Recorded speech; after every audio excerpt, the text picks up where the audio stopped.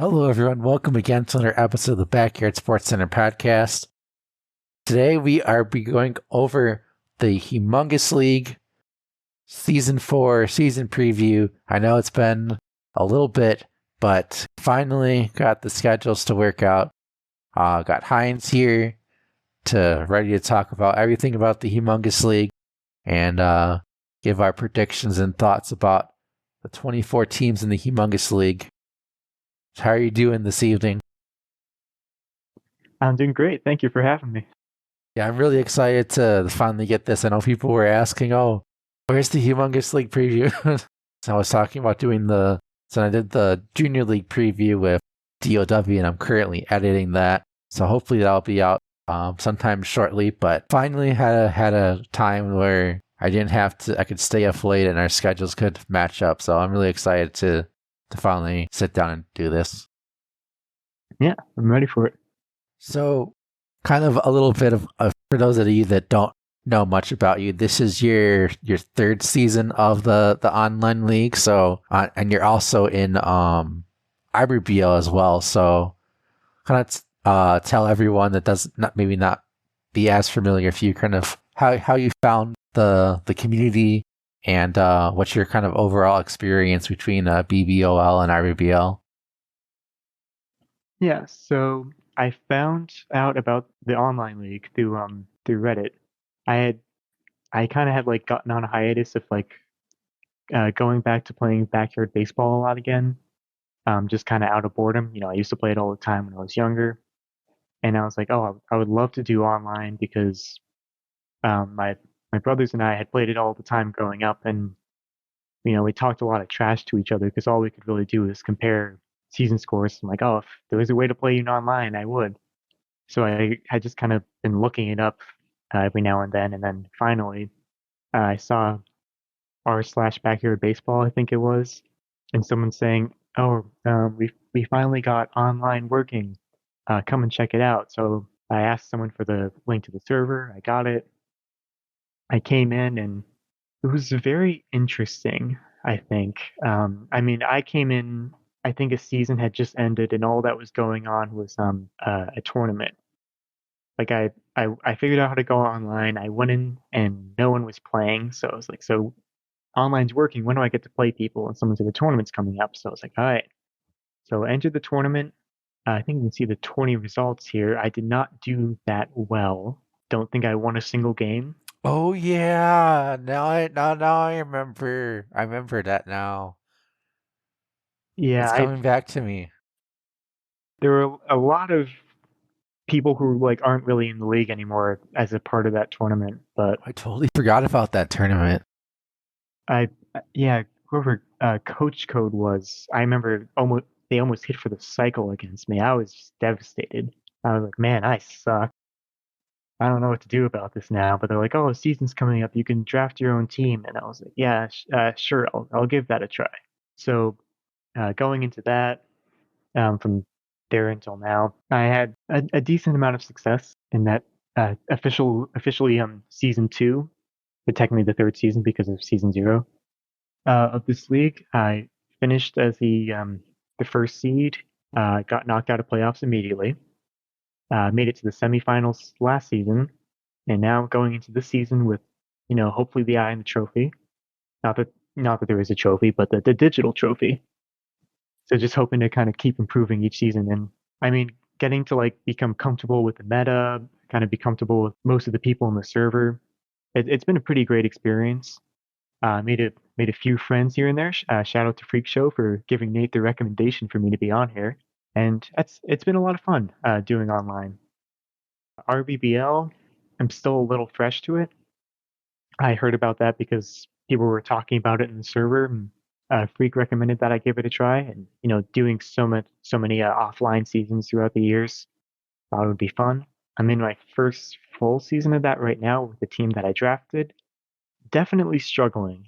I think I still have a shot to make playoffs, but I think that's just also going to be a thing of kind of getting comfortable with the meta and getting comfortable with all the generics. Because I mean, I'm very lost on which generics are good and which are not. Just I only really have the rankings of the mod to go off of.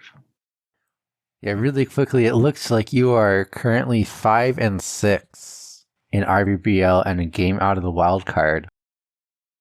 Yeah, I think from what I remember, I have kind of a tough schedule going forward. I can figure out where to find that in here. Yeah, you play Personizzle, and then you play Bobby, and then you play Mav. Yeah, we'll see how that goes. I'm kind of expecting to not make playoffs, which I'd be okay with that for my first season.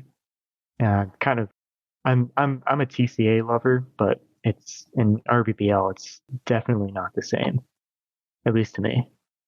Yeah, it looks like it's kind of tough because like your schedule, because like you could win all those games, but you could lose all those games too. Yeah, I mean, it is 3 home games, which is pretty nice. I like to end out the season that way, but I'm going to need a couple other people to lose, and that just might not happen. I mean, having to play person who's top of the national league, and then the other people. Bobby, I think, has beaten me before. That might have been last season, and then the Orioles and the.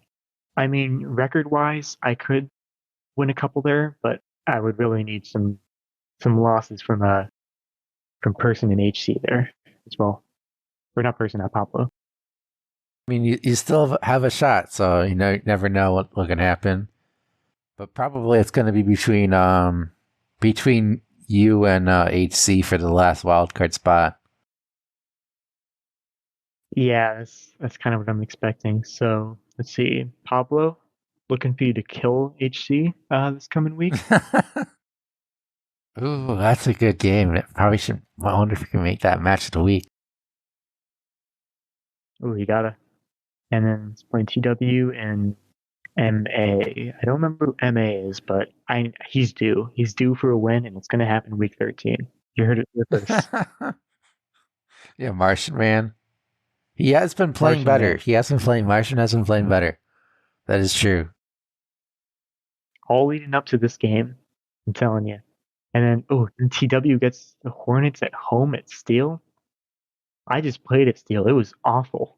And I hope that HC has the exact amount of frustration I had playing at Steel in that last game.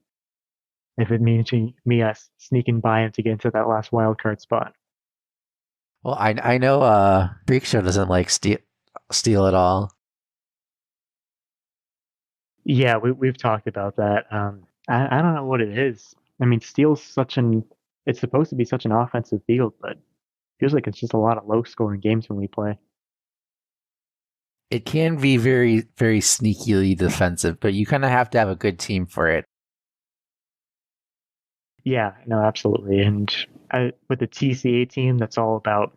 It's kind of like centered around that 80 power and a little bit of speed, but not like not super fast. I'm not going to waste a pick on like Pete Wheeler there or something. It's definitely a struggle to play at Steel on a grass that makes you a little slower and not a lot of room for infield hits. But Meisenheimer getting a home run last week was pretty nice. I love steel for RBBL. Really? Yeah, Do you just draft like full on like power teams there, or? I really like grass fields for RBBL because I usually like draft kind of pretty good defense, and then I try to get three like power hitters. Okay. Okay. That's kind of my strategy is that I try to get a pretty decent defense, and then I try to get three power hitters. Preferably Rachel slash Peggy and two others. Right. Okay. Okay. I'm looking at your team right now. So right now you have 4 kind of power hitters this year. Looks like, or you got a couple in the 80 range. You got Jerry Mahoney, Wally Evans, Maya Woodruff. That's probably one of your better power hitters there. Jillian Payne, Kay O'Toole, and Emily Lubell. So not anyone with like crazy power, but like enough to to get some shots out. And you're at Parks, so I mean they can definitely go yard there. Yeah, Lubles has not been doing as much as I would have liked with the power. We still got a shot, but my division is really tough because you got Slim and Toast and Matt that are all doing really good this season. Mm, yeah, there's a lot of people in RBBL that I don't know or don't know anything about, but getting to root for someone named Toast, it's been fun. Yeah, I need Toast to lose if I have any chance of making the playoffs. You gotta get him burnt. Let's see, who's he got this week? Which team is Toast? He's the Rockies? Oh, Yeah, yeah, he's doing really well. Blue Jays. How are the Blue Jays doing? Oh, that's yeah, they're winning the division, so that's pretty good. They could definitely lose that game there. Rockies against Fishes. Oh, that's Matt. Oh, and that's Sandy too. Matt's been doing pretty well at Sandy. He could definitely win that game. Rockies at the Marlins. Am I just gonna assume that's Loba? Yes. And that's at Dirt, so that's also another defensive field there. And then he gets to play the Braves. that's me. That's you. But you get to face them at home though. Yeah, my last 4 games are super tough because I play my 3 division opponents and then I play Schwilly. That's my schedule. So it's really tough. That is tough. So probably not making the playoffs. We're all on team 03. 03 is my shot to get to the World Series. See, how you holding up in 03? 03, I have the top seed as of right now in Huh? the With the Brewers. yep, on my side anyway, in the backyard. See, so which 03 field is that? I can't see. That Is that is Scrapco. that's scrap? I'm not gonna lie. I mean, I played half in 03 season when I took over for whoever Manitude's brother was. I don't remember his name. Benjaminian. Benjaminian, that's right. And I was pretty vocal about how much I didn't like my team when I took it over. And a lot of the 03 fields just were such a pain. I mean, Pablo's house, Junkyard, Marty's. Marty's field, I think I hated the most.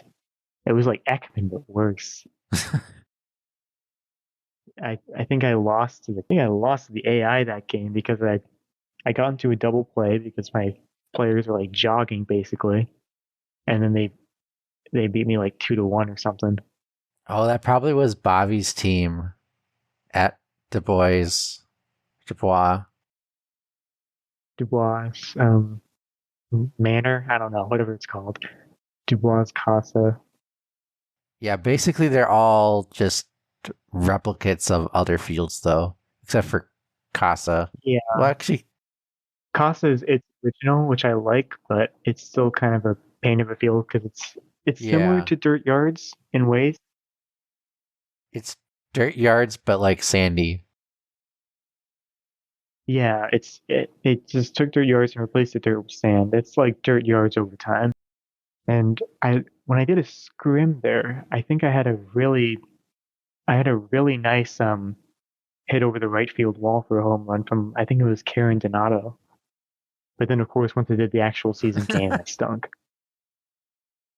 That's how it goes sometimes. Yeah. I try not to do too much RBBL practice with my team anymore because then I just get disappointed when my team does a lot worse on the actual field versus practice.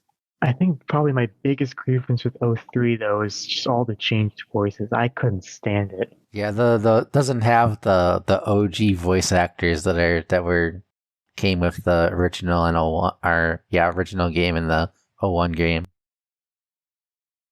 In the 99 game. See, that was the one I grew up playing. I did not touch 01 until I joined the Oh server. wow. Yeah. I didn't know that there were other ones until I think I saw something about what's his face from the Cardinals. Albert Pujols, however you say his name, being the last active player to be from backyard Hmm. baseball. I saw that with retirement, and I was like, wow. they put real players in this game. That was just so odd to me because I never like saw it like at the stores or anything. I hadn't heard of anyone else playing it. I just kind of remember once I gained consciousness at whatever age that was, my brothers were playing 99 backyard baseball, and I played it because it was easy. All I had to do was click and hit. Yeah, the original is definitely a classic for sure. Hmm. Yeah, and one thing that was really cool was speaking of the voice actors was being able to on one of the charity streams we got to interview a couple of them. We got to interview Vinny and the Cons. Was it the same guy who voiced the cons, or was it different? The same guy voiced both of them. That's pretty cool. So, how what did they have to say about all that? That was a lot of fun, and that was very kind of like pinch yourself. Is this real moment? Did they do the voices for you? Oh yeah, and I think Vinny did a little bit of turned into like Vinny the Smooch or something like that or something. I don't remember exactly, but you gotta check it out. That was a really fun time, and hopefully we could have a chance to talk to them again at some point. That was really cool. Like I think it would be like I don't know like how to make this happen, but how cool would it be for like the championship to have it called by Sunny Day and Vinny the Gooch? That would be awesome. And I would be pinching myself if that wasn't myself in there having the live Vinny the Gooch and Sunny Day calling the game for me. Like how crazy would that be if you could do that? That I would love for that to happen. I'll push for that in any way I can. I don't know how to make that happen, but that would be mind boggling amazing. Oh, absolutely. Oh my god, I'm just imagining that right now. No, that would be awesome. Yeah, that's part of the reason why we promote like all the do all the match of the weeks and then doing the podcasts and trying to put out as much content and make it as visible to as many people as we possibly can, and hopefully Mm. we can have the more games and seasons we have just get closer and closer to having these more and more popular people and eventually get the dream commentary matchup. Yeah, once we get the celebrities to notice, we got to get this on ESPN Sports or whatever it is. They have all those like Fortnite competitions on and all that, and I think they started doing Rocket League recently. Yeah, Well, it's the next big thing. Just watch out. gotta get in contact with some of those people. I know Jalen Brunson was talking about how to play these games. Jalen Brunson was really. Yeah. That's so. Yeah, so that was some. I don't know if if we ever get a chance to talk to him or not. But that'd be pretty cool, though. Jalen Brunson tweeted a month ago, "How do I get backyard baseball on PC?" Wow, get into his DMs immediately. That was a month. That was like a month ago. Wow. Yeah, Ooh, what if one of these coaches was really just Jalen Brunson in disguise? that would be so funny. I don't think he can say anything because what if he sucks? He can't reveal it's him. What if he's good? What if he's like really good though? I feel like he has to be. I mean, there's all these random things like there's some running back on the Eagles, Boston Scott, who I saw he got like he's like a backup running back, and one game he got like 3 carries and like basically like a whole lot of nothing. And they tweeted out how the night before he won a Rocket League tournament for like a lot of money. Oh wow. Yeah, there's all these. I don't want to say random athletes because I mean they're at the professional level. None of them are really random, but I would love to see more of them get involved in backyard sports. Yeah. Currently, don't have any prize money for things yet, but I don't know. Maybe eventually at some point we'll cross that bridge. I'm not expecting that within the near future. Maybe if we get a lot of people into it, but then that becomes very very, very competitive as soon as money gets involved. That probably would be like have to have like a buy-in or something. Yeah, I mean, there'd have to be a buy-in.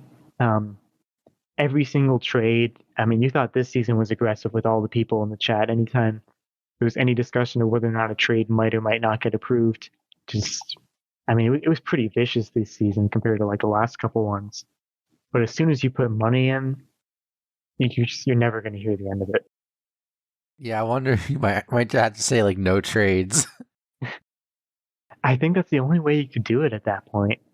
And I mean, I like the idea of trading because you try players out, you don't like them, you want to give it a shot with someone else. That's just kind of like a natural thing that happens. It's not like fantasy sports where you have no control over what happens and you just. I mean, you can say this isn't what happened, but it is in fantasy. You're trying to fleece the other person to get a better player. That's what Yeah. every trade is. And I think when people feel like that's what's happening in here, where they're just like putting in like some bland player to get a really good player, people just get very, very mad. And I was having a lot of discussions with some other people about the trades that were happening this season, and I mean, it was kind of crazy. Yeah, I think that's a good transition into season 4 and the draft. We did have a lot of trades that were going on, and there's yeah, like you said, there's a lot of controversy. Yeah, A lot of it stemmed from two people. yeah. There were a couple specific ones for sure. Yeah, and there was some trades where it's like, okay, this just is like, okay, why are you trading I think it was, I forget what the actual trade was that was proposed, but there was like, it was like a 3 or 4 team trade, and then it was like 5 of the players were like 4th round or higher, and then one of the players was like 8th round value. I was like, really?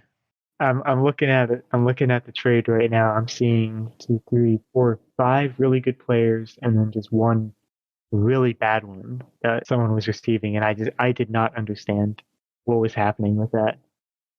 Yeah, I don't remember exactly who it was or what the trade was, but I remember looking at it, and I posted in the league admin when we were voting about it. It's like the Sesame Street meme. One of these things is not like the other. No, I remember that. I mean, I kind of have like a small group chat where I talk to Hunt and a Freak about a lot of this stuff, and then we've recently incorporated Matt into it because well, we like Matt, but also Freak wants to get all the insider info that he can. So anytime anything was happening, he would just like tag Matt and be like, Matt, explain what's going on. Matt's too nice to not get bothered by him. But yeah, it was we were talking about trades in there the whole time. We're like what is going on right now? I can tell you the specific trade if you like. I just pulled it up. Yeah, go for it. So one player was receiving Ahmed Khan and Felix Grant. So about the same value of player there, I'd say. Well, another player was getting Chico Pappas and Pamela Kirkos, and the other player was getting Kenny Lofton and Hillary Vargas. That's yeah. I just pulled it up now. That's what it was. Yeah, Felix Grant. It's like, come on now. He's a 4 speed guy he's not even really good enough to be a defensive piece. I mean, maybe you can stick him in like right field or something or second base, but he's not really going to get on base unless there's an error, and he's not really going to make any plays in the outfield. And all you're really getting for that is, I mean, he's giving up Kenny Lofton for Ahmed Khan, which is, I mean, I get wanting the offensive boost, but you're losing a lot of defense on that play, and then giving up like an A-tier player for, one of the ninth or eighth round picks. It's very, very mind-boggling. Yeah, I think that some people just were trying to make trades just to make trades. Yeah, and I saw when the first trade or two were rejected, and that kind of just big argument just kind of exploded in league chat, where all of a sudden everyone was writing essays about how they felt about the trade, and I was like, all right, and I didn't have anything to do, so I was like, all right, what are these guys saying? I'm interested, and a point was made that some people should be rewarded for actually going out of their way to like make trades because a lot of people are busy. Not a lot of people are even willing to like make trades. And making trades is exciting and all that. So when you feel like you made a trade, you feel like you did something. And like, oh, just the fact that we're even going out of our way to like make these trades, like we should get some credit for that. These people have clearly never played fantasy football in their entire lives. And it's showing. I mean, if someone's out there making a bunch of trades, no one is like revering that person as like, oh, they're the heart of the league. Anytime you see a trade gets accepted with their name and they're like, oh God, who's letting him have someone? And it's kind of sad that some people have come to be that way in here. And I mean, it's not a view I necessarily have, but I think whenever people were seeing a trade involved in HC, they're just like, oh, just throwing a flag, some sort of fleece is going on right now. But I don't even know if that's necessarily his fault on that part. But that I feel like a definite stereotype came in that way with his team. Anytime you saw a trade going on with it.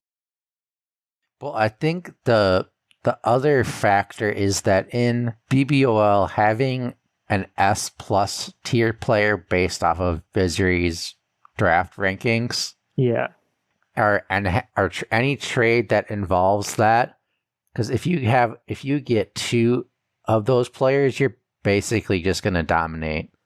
yeah, Unless there's a significant skill gap.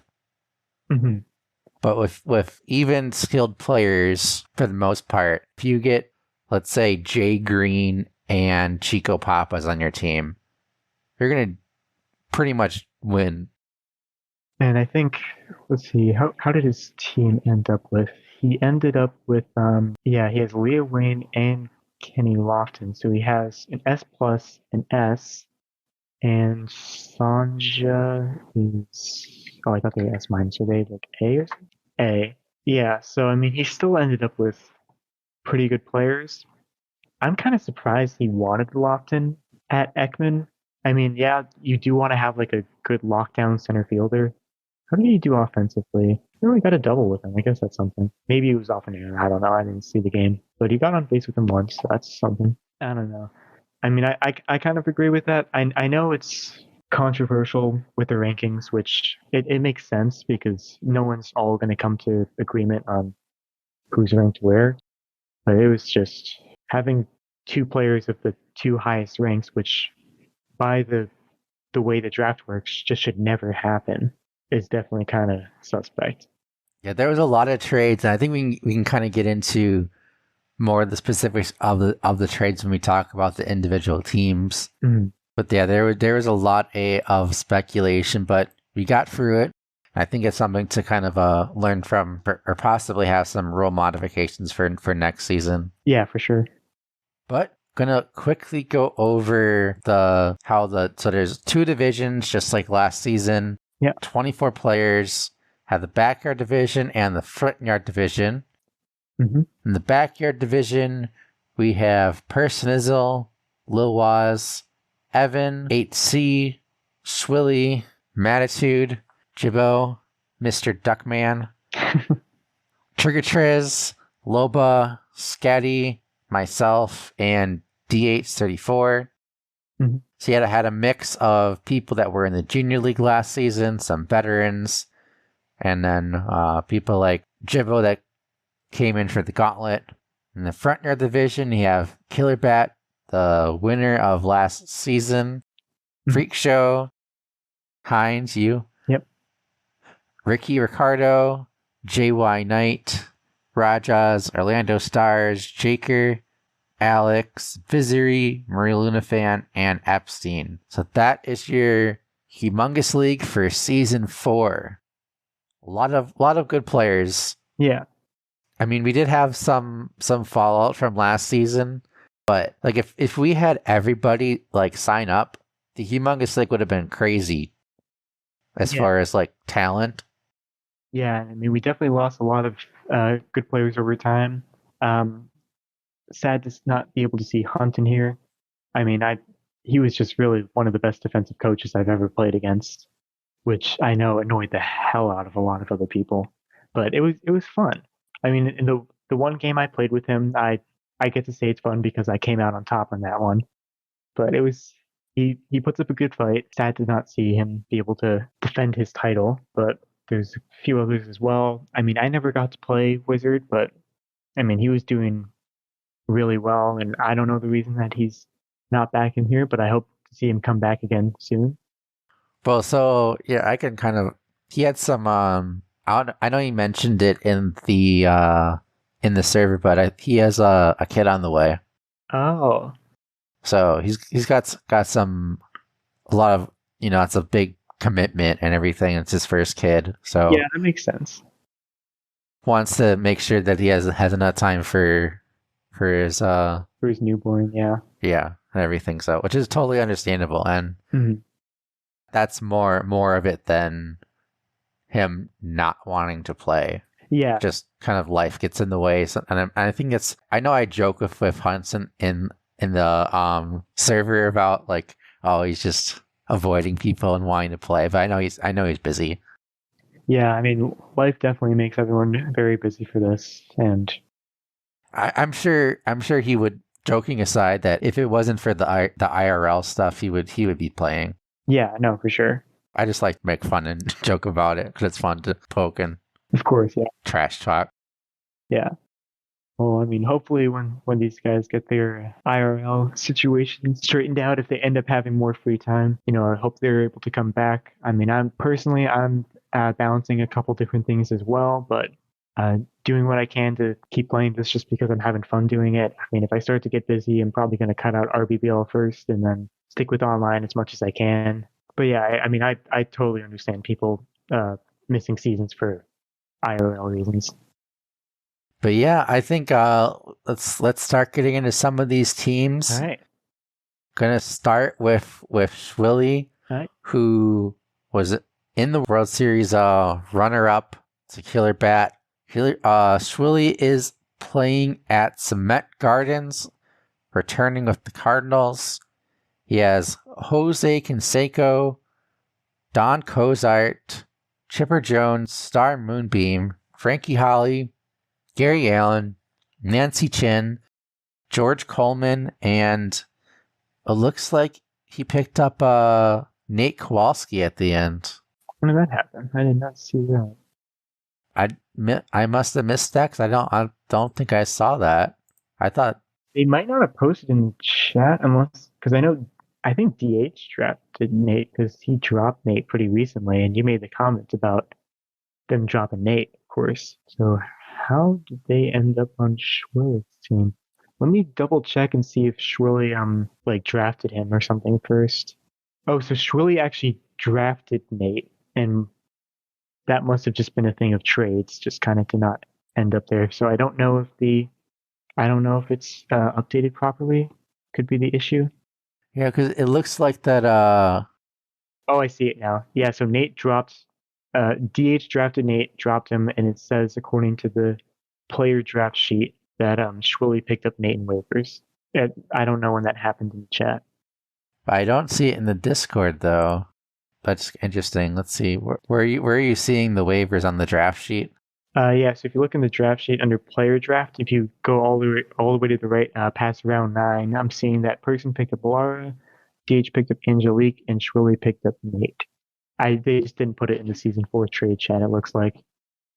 So that's probably why I missed it because it didn't get posted in the Discord. Mm-hmm. Yeah, I think that's what it was. I mean, obviously this is a league bending waiver pickup, but Yeah, waiver pickups. Yeah, I do see that. So that if I knew that, I wouldn't have been so upset. yes, I'm glad I get to play this season. yeah, I'm glad for you too. Yeah, last season I really enjoyed playing with myself, so that was fun. How did you do with Nate last season? Let's look. Yeah, you had him and you batted 267. Not bad with someone with like Nate. Not bad at all. How is he in the field? No errors. Love to see that. Really good arm for third base. 80-100 arm. That's a great third base defensive piece to pick up for sure. I think definitely one of the bigger problems that comes into the league is when you're drafting, like once you get to like round 7, you're like, oh my god, I only have one outfielder, and then everyone's just trying to pick up all these defensive outfielder pieces like Brett Olson and Cindy Chang, or who were the other ones? Machiko and whoever is Nate Machiko's Yeah, Nate and Machiko are clones. Oh, okay.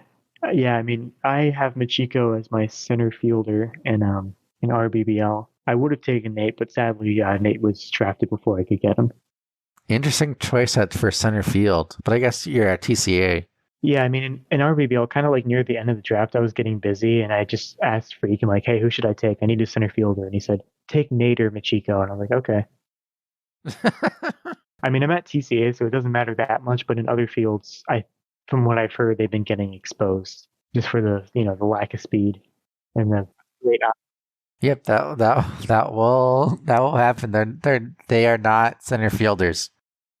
I feel like a lot of RBBL people from like the ones that I've talked to, like strategy wise, like Freak, and Aids a little bit, they don't seem to mind having 4-speed guys in the outfield.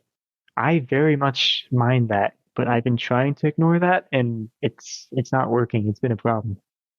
Yeah, I don't really like slow outfielders too much. I can deal with.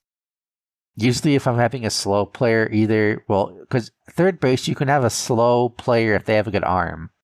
Yeah. I mean, if you stick them like in right field, maybe, but if the ball gets hit over their head, it's just like a double or triple. Yeah, for sure.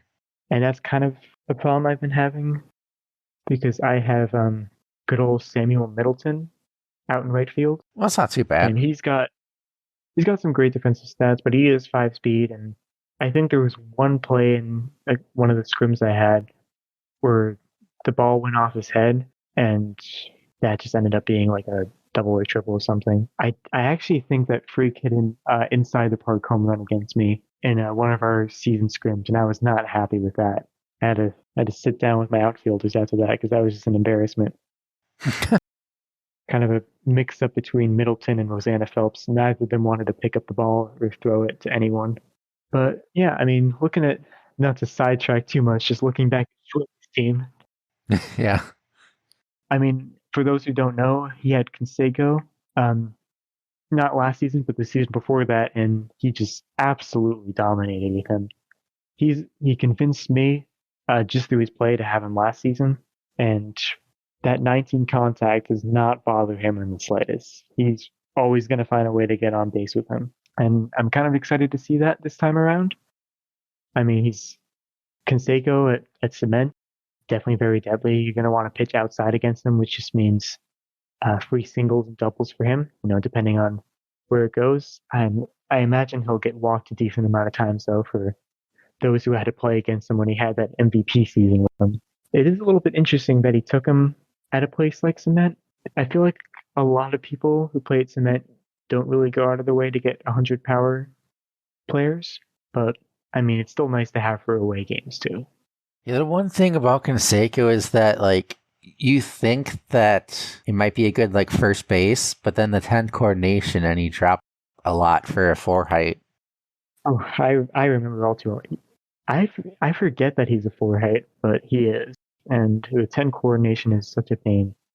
I mean, in one of my regular season games, I think it was against HC, there were 2 pop-ups in a row to Canseco. He stood right under it, just hit him on the head, and let up a run or 2 from that. And I was not happy with him after that. And I was asking people, I was like, hey, like I think I messaged Shwilly, and I was like, where did you put Canseco? Because no matter where I put him, he's kind of causing problems for me. Because I tried to hide him in like right field, but then he would just drop easy pop-ups. I tried putting him in center field, I think, in a few games, and that just was a disaster. And then I think I talked to Emery, and I was like, where would you put someone like Canseco? And he's like, oh, I put Canseco at like in the infield.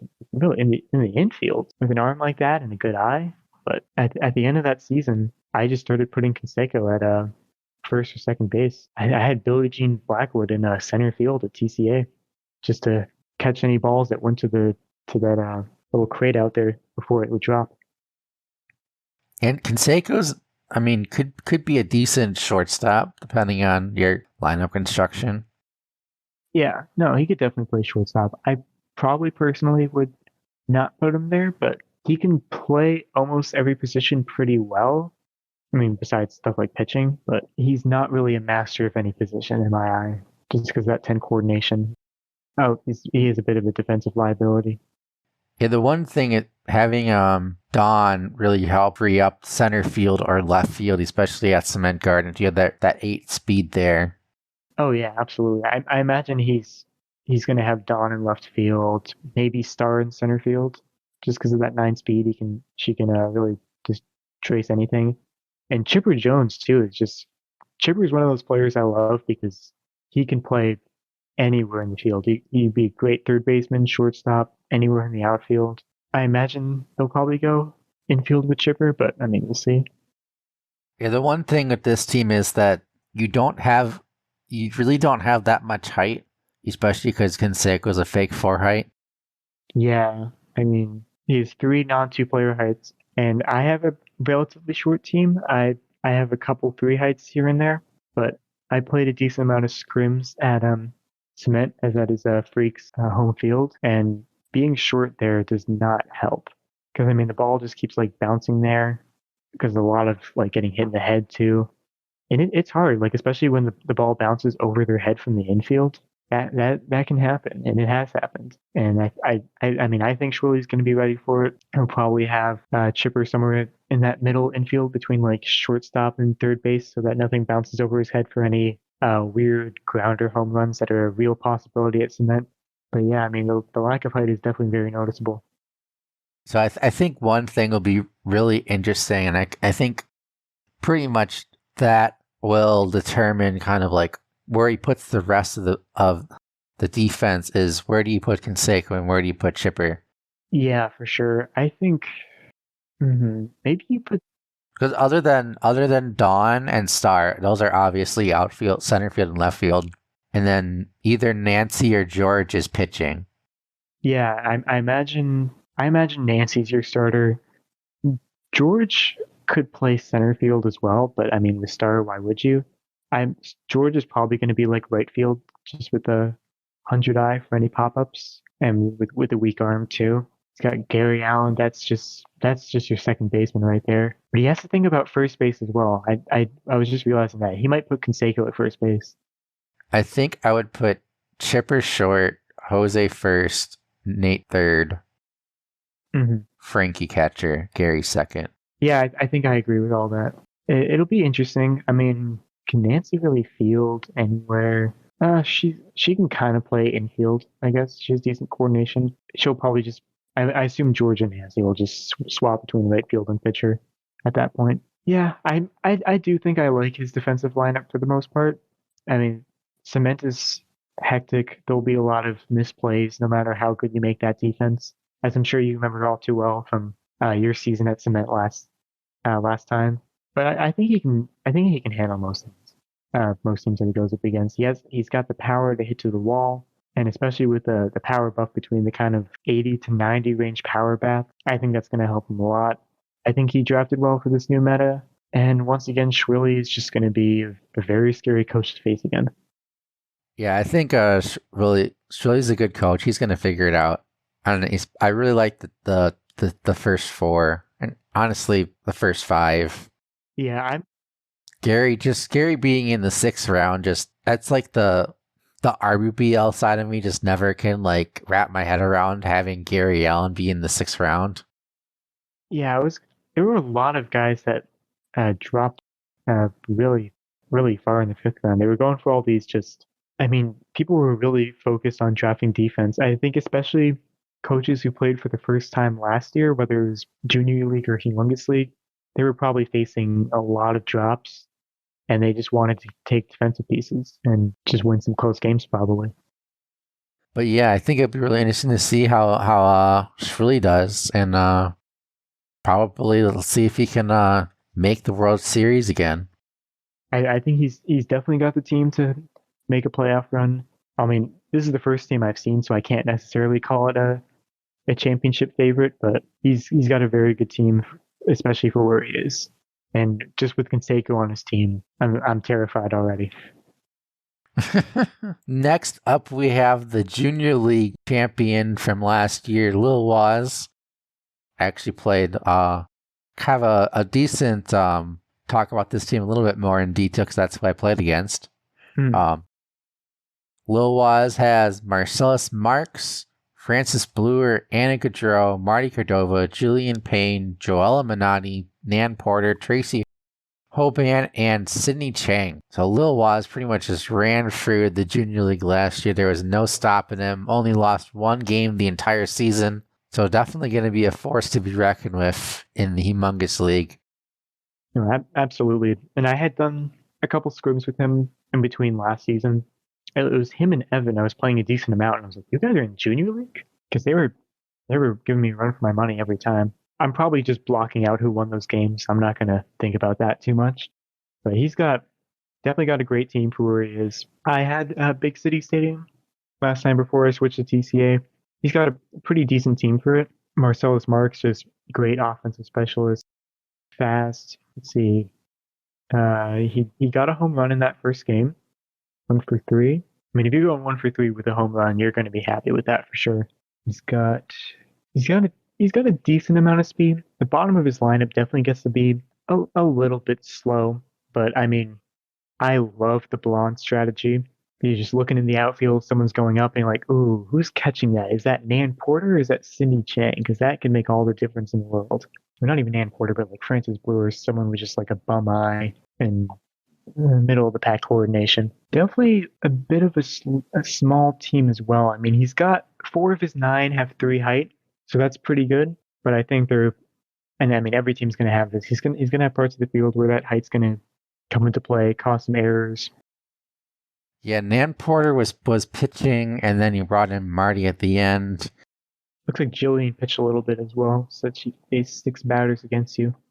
Yeah, I think that was at the very end. Yeah, this team has kind of a good mix of everything. You got power with Marcellus and Joella, also a little bit with Anna and Francis. You got good speed with Sydney, Marcellus, and Francis. You got even a couple 6 speeds. Really only you got Joella, Nan, and Tracy are slow ones, but still everything's pretty good, pretty well rounded. Yeah, I mean, I'd say his. I mean, just looking at those team averages, having your highest stat be arm. I'm a sucker for strong arms players, and I think that's going to help him a lot, especially at a field like this. So even if you do have any errors with like the 2 heights, like I was saying, going to be able to come back to that really quickly. I'd say one of the more bleak spots with this team is definitely the lack of stamina. And I think if he ever becomes as unlucky as I am to go into like a 14 inning long game, something like that could definitely start to show up. But other than that, I mean, I really do like this game, especially at Big City Stadium. Yeah, I didn't realize it at first, but I know about the stamina because Tracy has the best stamina at 92, but everyone else is, and I guess Sydney has 79. But other than that, everyone is not really. Everyone else is below 60, and a lot of them are below 50. Yeah, putting a lot of pressure on Nan Porter to pitch well right off the bat, because if she gets tired after the first couple innings, if she gets rocked, he's going to be switching pitchers left and right. But I have faith in Nan. I have to because I have Kurt. So I think he'll do well enough with Nan. I mean, from my experience with him, he's a pretty good pitcher. Yeah, the problem with Kurt and Nan is not the defense and pitching; it's the offense. Oh, absolutely. And I'm mostly okay with that personally. Having a pitcher that doesn't really hit that well. I mean, my first season, I had Tiffany Bosworth, who I think kind of exceeded expectations considering how badly Freak was doing with Todd Xavier. Not to throw him under the bus there, but he's not afraid to talk about how much he hated Tiffany's clone. And it can definitely be hard, like having someone at the bottom of the lineup that you just know is not going to get on base. But he did go 2 for 2 with Nan Porter, 2 singles. I'm sure he's going to keep that up all year long. Finish the season with a perfect batting average. I mean, forget Anna Gaudreau. It's all going to be Nan Porter and his singles. But no, I, I do know that those offensive struggles can be real, but not everyone can have Mandy Coolidge. Yeah, that is true. Only one person can have Mandy Coolidge. And no one really wanted to draft her anyway. She fell very far in the draft. But yeah, there's a lot of competition in the Humongous League, so I don't think that Lil Waz is only going to lose one game this entire season plus playoffs. No, I do think, based off of this first win, beating a good coach such as yourself, and just the state of his team, I definitely think this is a team he can make playoffs with. I think he's got the coaching experience. He's got a championship under his belt. No matter how big that cup is, whether it's humongous or junior, that it definitely says a lot. And I think he'll shock a lot of people in this league, those who don't already know how good he is. Yep. Speaking of another player that has a championship experience, Loba. We move on to And the Florida Marlins at Dirt Yards. You got Keisha, Jane Davis, infamous Jane Davis if you saw Match of the Week, Zoe Mallory, Stuart Sullivan, Lance Lambert, Ezra Travolta, Ricky Johnson, Dominic Hoskins, and Matthew LaCruz. Yes, Loba loves his dirt yards. I'll tell you that much. He's top of his order, very very fast, which helps a ton at dirt yards. I had dirt yards my first season. I know all about those struggles of having slow players. And the bottom of his lineup definitely gets to be a little bit slower. Luckily, Lance makes up for it with his bat. Ezra can definitely get on a few times here and there. Ricky is just a grounder specialist at that point. And Hoskins and LaCruz, the 50 range power is sneaky. You can definitely get a few hits, especially with the line drive buff that's happened this offseason. You can get a few in some good spots to get on base, but he doesn't really have any glaringly horrible batters, which is definitely very good for him. I mean, you got Ricky, but this with a 6 speed. Yeah, let's see. He went 1 for 2 with a single with him. I imagine Ricky will kind of stay between that 300 range. Let's see what else. Definitely a lack of arms, but at a place like Dirt Yards, that can definitely be expected because that is a field with your speed. So even if you don't have the strongest arms, you can still throw people out all the time. Which is why I'm a little surprised you went for Ezra. I guess it's definitely helpful in away games because you're not always going to have those speed nerfs to help you out in the field. But from what I heard, I did not see the matchup of the week, but I heard that there was some blunders with Jane Davis dropping some pop-ups. Tell me a little bit about that. So yeah, there was Jane Davis was having all sorts of issues catching fly balls in the outfield, and it was funny because like all the runs that were scored were because of Jane Davis. Really? Either because of Jane Davis hitting for Loba, and the 2 runs that gave up were off of errors by Jane Davis. Wow. So Jane Davis is absolutely the MVP of that game. Has to be. Yep.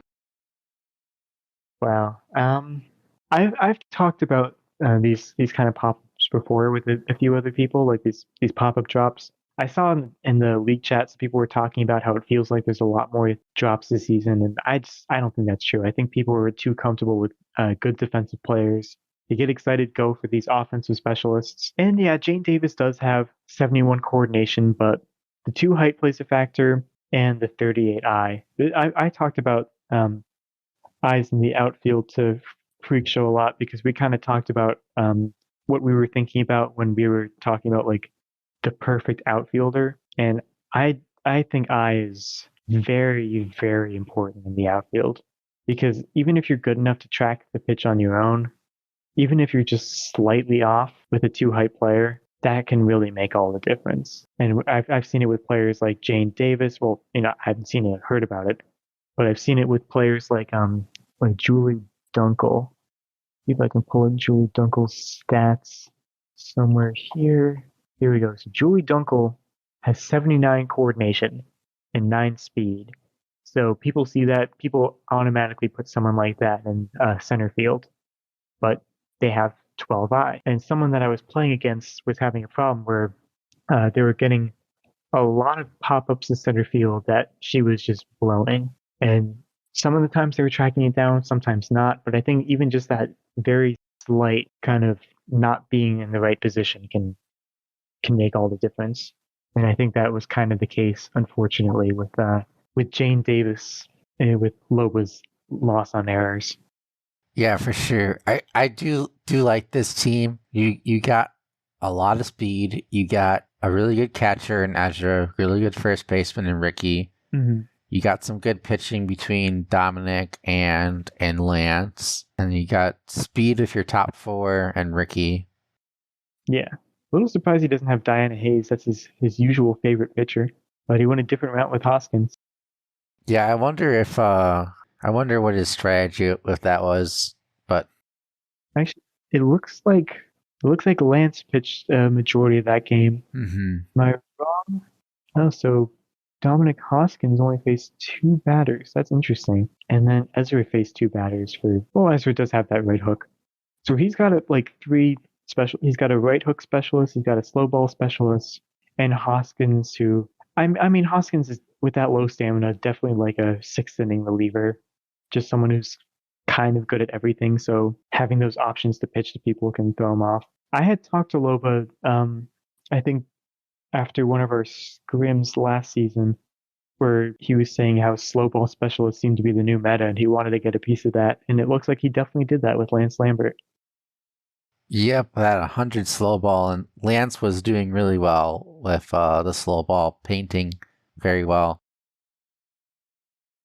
Unfortunately, it does not look like Lance did anything at the plate in that first game, which I mean, Lance at a field like Dirt Yards is kind of a home run or bust type of player. I mean, even if they get a hit to drop in shallow left field, Lance probably isn't going to get to first base in time. But I mean, if he's happy with Lance's pitching, which I mean, from what you were describing, painting the corners pretty well, I think that's something that can work out pretty well for him in the long run. Yeah, I mean, overall, I do like this team. The thing that catches me the most is definitely that lack of an eye. Lobo is an experienced veteran. He's able to track down a lot of pitches on his own, so that usually doesn't become a problem. But like I was talking about before, I think it can be just bad enough with the eye to cause those slight errors and just the wrong side of the luck, and that may show down the stretch. Yeah, I do think that the fielding eye is more important than the swing spot. Oh, absolutely. I mean, once you've had enough experience, you're just ignoring the eye. I mean, I had Jorge last season, which is just about as bad of an eye as you can get. And in our BBL, I'm part of a team no swing spot, because that's how I was raised playing. I just never had it on. So the great thing about Jorge was his circle was so big, it always covered the strike zone. I could just focus on the ball, and that was great for me, because the circle definitely messes me up a little bit sometimes. But I know for players such as Loba, it's just not really a problem. Yeah. If there's someone that can make the eye not being an issue, Loba would be one of those players, and he has a track record of being one of the best players when it comes to that, which made it even more surprising why Jane was dropping all that. Yeah, I mean, it also could have been rust. It is the first game of the season. Not ready to throw in the towel for him at all. HG's a tough opponent. I know. I went through one of the longest playoff series ever with him. So, and he only lost by 1 run and off of errors. So I think there's not a doubt in my mind that Loba's not going to make playoffs, or that he won't make playoffs. He's going to make playoffs for sure. Oh yeah, that definitely. I would say it would be really shocking if Loba did not make the playoffs. Mm-hmm. But speaking of HC, that's the next team, and HC did win that game. HC was a matter of a lot of controversy, as we kind of talked about with all the trades. I think like most of these players, he actually did not draft. Yeah, let's take a look. How many of these players were actually drafted by HC? Let's see. So he drafted Zena Fromm, who's now Leah Wayne. Drafted Sophie Meyer, who turned into Kenny Lofton. Debbie. So Pamela. Pamela is interesting though because he did trade away Pamela and end up with Pamela again. I guess he just missed her too much. He did draft Lena. Stephanie Morgan, I believe he also drafted, traded away, and then got back. And then Heather Quinn. So a third of his team he actually drafted, but only one of them he never moved at all. He did try to move Heather Quinn, but that was denied. Yeah, Heather and Lena were the only ones that he didn't trade, I guess.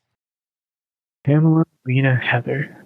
Well, he just gets on a high from trading. I don't know what it is, but I mean, with the team he ended up with, he got the dub. Errors or not errors, can't take away the win from him. And Leah ended up knocking in that one run, from what I'm seeing. Or no, it wasn't. Tony knocked one in as well. Now, if you told me Tony Gwynn got an RBI, I would absolutely believe that. The only way that would happen is if it came off an error, especially at a field like dirt, once it was like a sack fly. Because that 5-speed, that must have been killer for him over there. It says he got on twice, so I don't know. Maybe I'm just hating on Tony Gwynn, but a lot of 5-speed players really struggle to do anything at dirt.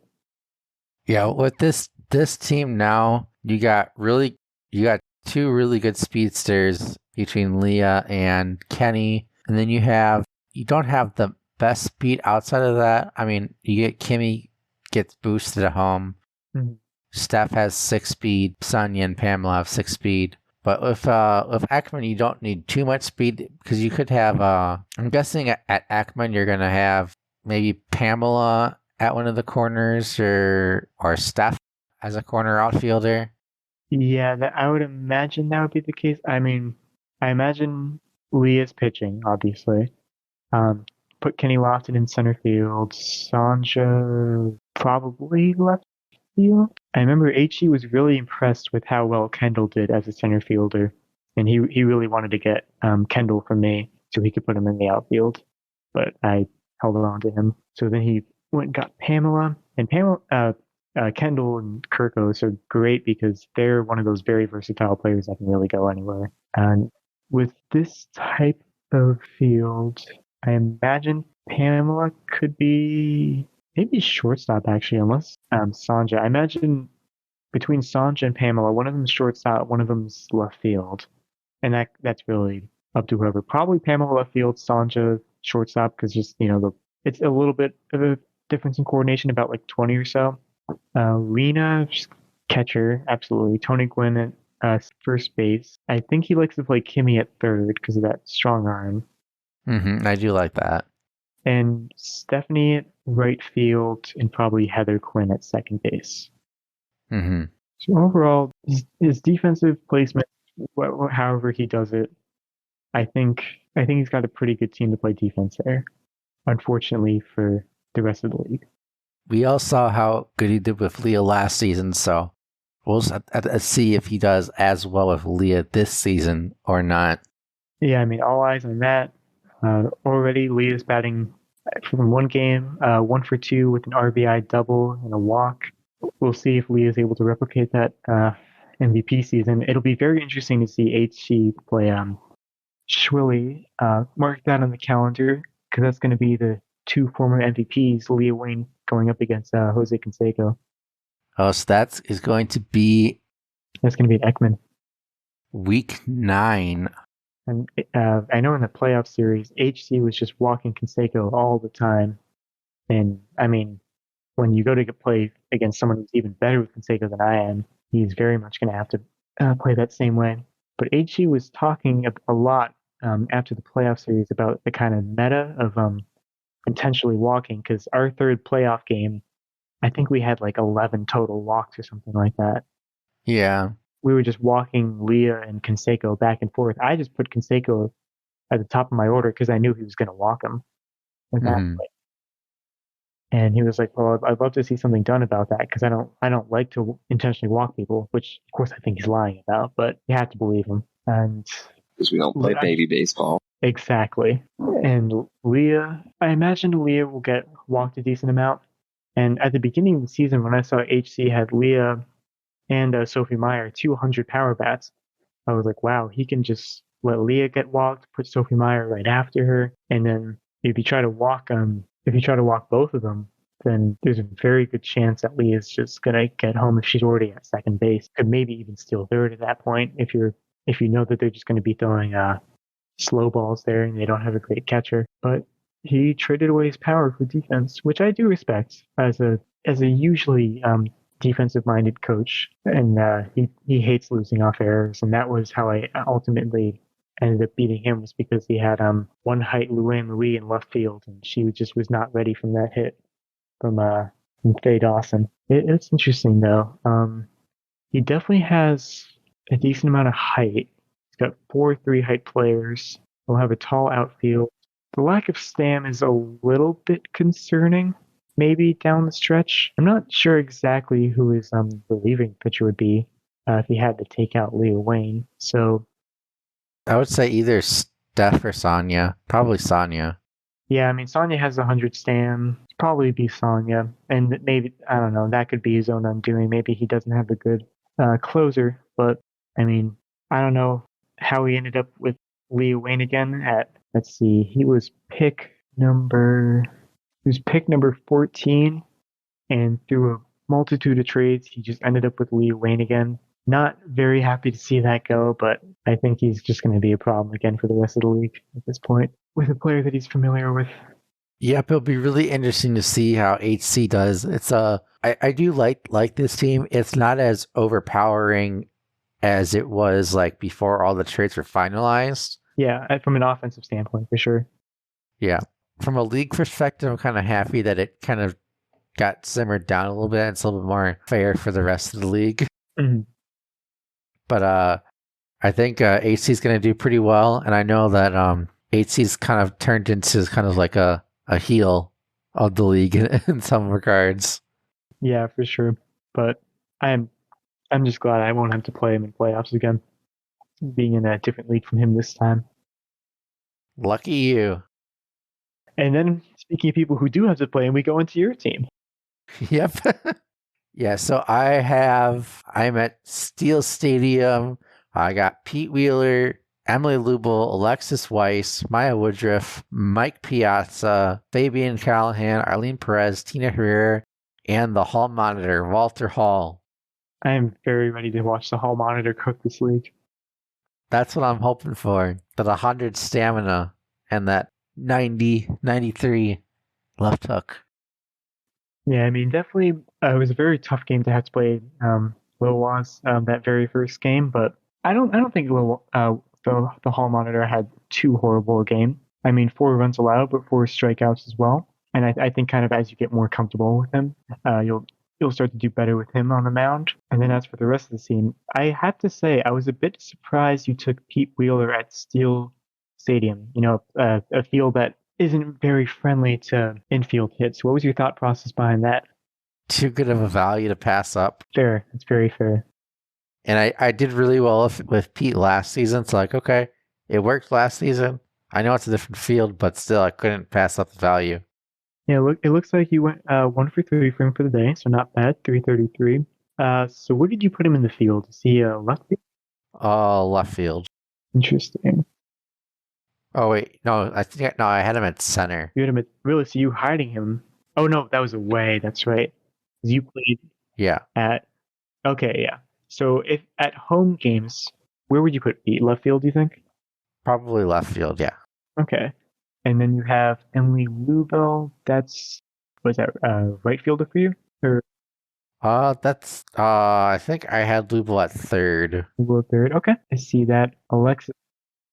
Lubel and Maya are interchangeable at third and defensively at third and catcher. I see. Yeah. Okay. And they look the same, so you never will know which one is what. You'll never know who's who. I like that. And then Alexis Weiss, bit of a not as great defensive player. Are you putting her at second, or are you putting her in center? Probably At Steel. center. Center. because at least you have the 6 speed. You have better speed to maybe get to some balls, Oh, I see. especially in on the right side or right field. That's right. So Alexis is normally your right fielder at away games then? I think I had Alexis in left field Alexis in the left. Interesting. Okay. because I had Pete in center. Yeah, I had Alexis in left, and then Arlene in right. Lean in right. Okay. And then you have Piazza, of course, at first base. Fabian at second. Okay, I see why you wouldn't put anyone else there. Gotta have the 3 speed there. The best place to hide it. Yeah, Tina was short, and then Walter was pitching. Okay. How was Tina at shortstop? Pretty good. Tina is a good shortstop. I mean, the 35.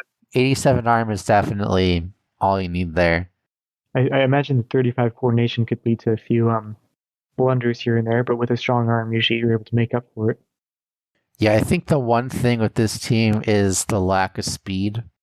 That's a little bit troubling, but I am at Steel. Yeah. I did have a trade offer that I did not approve or decline. I just kind of ignored it. And it was Pete and Maya for Lindsay and Karen. For Lindsay and Karen Donato. I would have not accepted that trade either, I think, if that were me. But I didn't do it because of the defense. I didn't like how that affected my defense. So, but I'm happy with this team. Walter pitched pretty well. I think some of that was user error, and I was pitching too many strikes. I was pitching pitching a little bit too much BBOL style because I don't really like ever pitch balls. Yeah, and RBBL was never. Yeah, so but I think I played pretty well for game 1. Had a tough loss there. Had a crash. I was winning 2-0 before the crash. So I don't know, conspiracy theories. Personally, I'm not a big fan of the disconnect rules, and I know that gets very complicated because you can't really predict them. It's not anyone's fault necessarily, but I don't like how the stamina all gets restored for the pitchers. I had a game like that last season where I knocked out someone's starting pitcher by hitting relatively well to them, and then they were on their backup. Then there was a crash. We go back, and their starter's just out there again. And I was like, well, what was all that for then?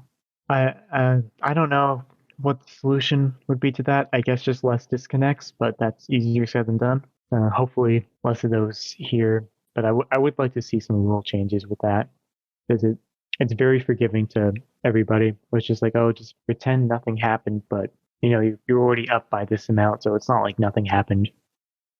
Yeah, I don't know if there's really not a good way to make the stamina drain unless maybe there was like, if you took out your pitcher and you didn't get a juice box that you couldn't have that pitcher start after the disconnect or something. I don't know.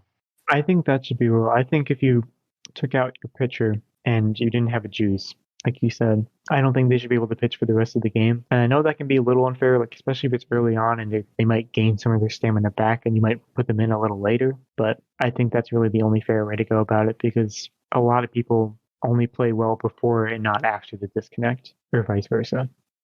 Yeah, but that's okay. Moving on to next game.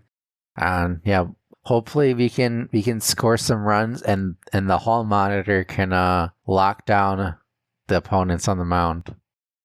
Looking forward to it. I think you got some good offensive players. You'll be able to make it work.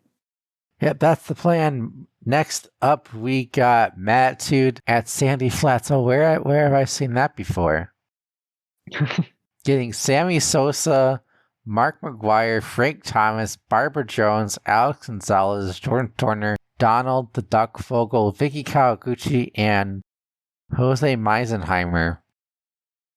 Would you be surprised if I told you I absolutely love this team? He's got my personal 9th round favorite, Jose Meisenheimer, and I've been considering playing at Sandy for a while, ever since that first season that I joined, season 2. I was actually thinking about drafting it this season, but then by the time I had to draft, Sandy was already selected by 3 people, which really shocked me. But I think that Matt's got a great team for it. He's got some very speedy guys. Especially the arms. I really like the arms that he has here. And while some of the players might be not super like flashy. I think they're great for a field like Sandy, like Alex Gonzalez and Vicky Kawaguchi. These kind of infield hitters. Like if you get a hit in just the right spot, that 7 speed will get them on base every time. Same with Jordan Dorner. Yeah, the top three, 100 power bats at Sandy is really nice. Oh yeah. And then kind of the rest is more defense and pitching, except for Meisenheimer.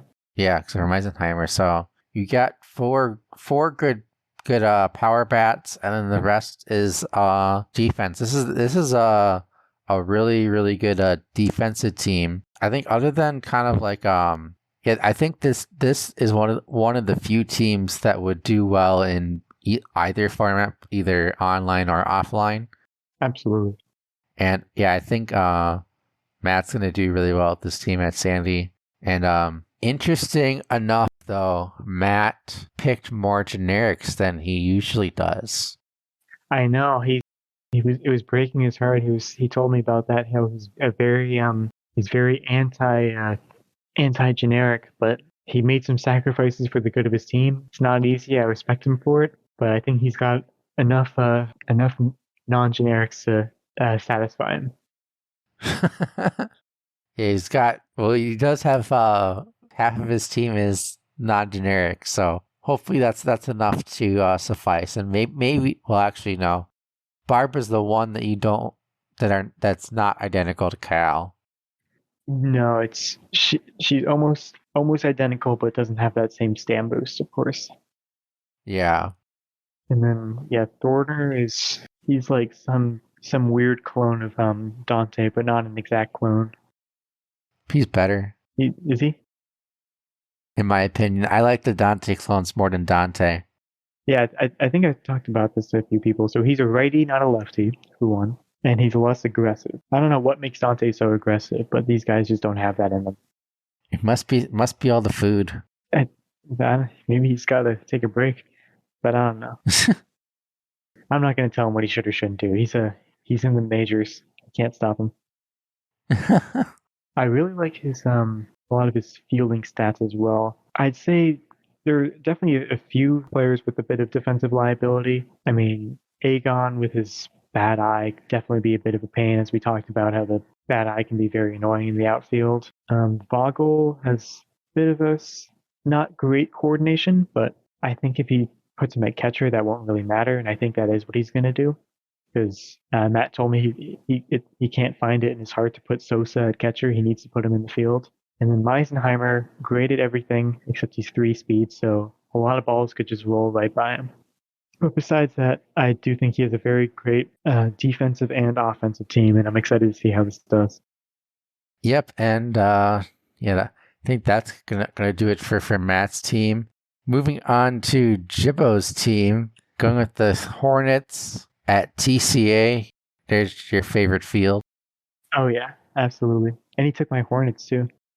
Yeah, he took Larry Walker, got Cal Ripken, Sean Green, Kristen Sullivan, Evil Bobby Bullgreen, Fernando Diaz, Big Play Ray Tran, Mickey O'Connor, and Randolph Gluckert. I was so happy when I saw Jibbo take Randolph Gluckert. I think if you're at a place like TCA, you got to take one of those slow power hitters like Randolph, Meisenheimer, Rose Flugel, and Fabienne. This is the field that's just made for them. Randolph Gluckert, just a funny name. It is. It's kind of like glucose and oat, I guess. It is a very interesting name, but I love the name Randolph. Huh. Interesting. He's got a relatively fast team here. Are you gonna name your kid Randolph? I might. If Jibbo wins this, mark my words right here. I want you to write this down. If Jibbo wins the whole thing, I will name my firstborn son Randolph. Oh wow. Okay, we gotta get Jibbo to win. No collusion. Fair and square. I really like this team for TCA though. I think he drafted really well. He's got a great pitching trade-off between Fernando and Bobby, and I think that's going to turn out pretty well for him. And this is not to stomp on Bobby or Fernando, but they are not considered to be elite pitchers. I think they're ones that, with their kind of like that low 80, high 70 stamp, can pitch well enough for maybe like up to 4 innings if you're in a very competitive game. So I think he's got a great trade off there. And then, I mean, oh, I forgot about Cal. They could actually pitch a whole game then with that boosted stamp. But then he's got some big arms with Larry, Kristen, and Cal. He's got that team average of 77 power, so he can just go straight for the wall every time. I mean, having your least power be 67 with a team like this on a field like this, I just love it. Yeah, definitely a lot of good mid power to hit against the wall. Hmm. And you got good defensive pieces with your first four, and Fernando. Ray can be serviceable on defense. Can he? That's good. 27. It's a bit rough, but Well, you can have Ray at pitcher even. Oh, that's true. Well, I mean, you can't be any worse than Angelo Del Vecchio, so good on him. I think this is definitely a team that could do well. I'd say the biggest challenge for sure is going to see how he plays at away games, and he's got a tough stretch. I mean, his games 2, 3, and 4 are against Schwilly, Matitude, and Loba, both playoff teams from last year. And then you got HC after that. And you got HC after that. But HC, I know HC with his RBBL team this season is at TCA. He's trying to get more accustomed to it because I think he wasn't really used to it when we went there in a playoff series, and I was able to take advantage of that. So we'll see if that knowledge is able to transfer over here. And Trigger had TCA last season, so he's pretty used to it as well. So he's definitely going to be very tested his first 5 games. Yeah, I think Larry is pretty much catcher, and I wonder if you put Sean or Cal at first base.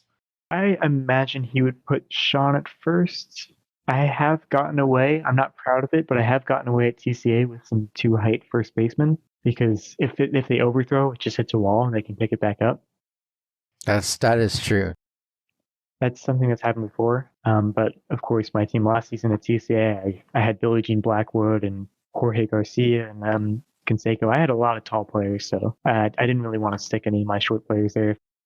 Mickey O'Connor, 98 coordination. 98 coordinate. That is very good. But 4 height. This seems like a 34 arm. I don't know where you stick someone like that. To me, that just looks like a very good second baseman. Yeah, looking at the bottom of his order, aside from Fernando Diaz, you got Bobby Baldwin with a 15 arm, with the Angelo clone, of course. Ray Tran at 27, Mickey at 34, Gluckert at 49. Away games, that could definitely cause a problem, leading to a lot of infield hits. Yeah, I think that the defense, like you said, at least the defense on the road is going to be something to look at. I think that's going to that might make or break Jibbo's season. Absolutely. And I mean, speaking from experience with a half a season of TCA under my belt last time, winning at away games is very crucial. I mean, obviously, I'm not going to pretend that winning at home isn't crucial, but you're going to assume that you are with the team that you have. But when you're playing in away games, you're playing at field like Ekman or Big City Stadium, where all these infield hits can happen and all these speed nerfs can definitely kill you. I mean, he doesn't have a player that's faster than 6 speed. And at the second he steps foot on Ekman, he's going to feel that. Oh yeah, that is for sure. I mean, I'm very interested to see how he takes advantage of a team like this and how he plays in away games and at home too. Just how he plays as a whole. Definitely going to be tested this season though. And next up, we have Evan, who is one of the top players in the junior league last season. At Steel, got Chico, Claudia, Wally, Francesca, Kylie, Betty, Jason Giambi, Felix Grant, and Diana Hayes. So that's who stole Diana from Loba. I don't think Loba was aiming for Diana this season though, but I think Evan is going to have a great season with Diana. He already did super well with her first game, shutting out Scatty in a close game. I will say for an offense at Steel, he did draft pretty well for this. I love Chico at any open field, especially with a short center field like this. This is a great place to have him. Claudia's pretty good. I mean, Claudia could go yard, probably won't too often. I mean, that's just going to be all depending on where people pitch. And then you have your 80 power bats like Wally Evans, Francesca. I'm just going to round up there. Betty Houston and Jason Giambi. This might be one of the few fields that I actually would like having Jason Giambi at, because the low arm you can get away with because of the speed nerf, the 81 power, you can actually go yard if you get a center field. From my understanding from the first game, he did not do great offensively. I know I was just talking about how Claudia probably won't go yard here that often, but it looks like he did and got a home run. But interesting to see where he's able to do with his offense here. I mean, I think he can do very well here, but, only time will tell. He definitely struggled with Chico in that first game. Yeah, Chico is going to be a big factor for this offense. Don't remember. I remember kind of watching this, but I don't remember too much. I think it was pretty defensive. Oh yeah, Scatty was swinging at like everything. I do remember hearing about that. I think I watched the end of this game. Yeah, and then Claudia hit the home run on like the first at bat of the game. Was that a center field, or was that like a deep shot to like a... I think I missed the home run. Okay. I'll have to ask Evan about that at some point. I've scrimmed with Evan a little bit. He's very, very scary pitcher. Great defensive player. Similar to me, as both could improve offensively, and I think we're both taking steps in the direction here where I took Xenon, he took Chico, and we just got to do our best to put MVP numbers up with those guys. I think Chico will very quickly become Evan's best friend, though. Well, as long as Evan gives Chico lots of Dr. Pepper, I think Chico will be happy. Of course. But overall, I like this team. Steel is kind of a sneaky defensive stadium because, just as we talked about before, getting infield hits on a field like this can be pretty difficult. But I have high hope for Evan's season. I think he'll do pretty well. But I think he's definitely going to be one of those coaches who ends up with a good record, but maybe not the best run differential. I can definitely see that, though. It really is going to depend on how much Chico and Betty do with like the homers. Absolutely, but I got good faith in this team. I don't see any gaping holes anywhere in the defense. Yeah, it's got good pitching with Diana, good catcher, Jim, and Giambi's a good first baseman. Chico's not a great defender, but usually his offense is enough to make up for that. It looks like he didn't have any errors in that game against Scotty, though, so that's good. Right, ready to talk about person's team? The Boston Red Sox? Yep. I don't think anyone had the Boston Red Sox last season because they were too scared of Marky. Yeah, why don't you start off talking about the Red Sox? And I do want to say I'm very excited to see Person play Scatty in Week 5 because we're gonna get to see, I think, for the first time and maybe ever, I don't know, I wasn't around the first 2 seasons, but we're gonna see Buff DeMarquis against the Sox, and that's just gonna be a treat. But we got Julie Dunkel at Dirt Yards, Vladimir Guerrero, Veronica Lee, Grace Tipton, Gwen Sears, Whitney Singh, Melissa Waters, Ruth Prout, and Lara Nunez. Very fast team. I mean, aside from Melissa Waters, not a single 5-speed, and then only 2 6-speed. Everyone else is faster. Person is all about speed, and I'm loving it. And you got some great power bats as well.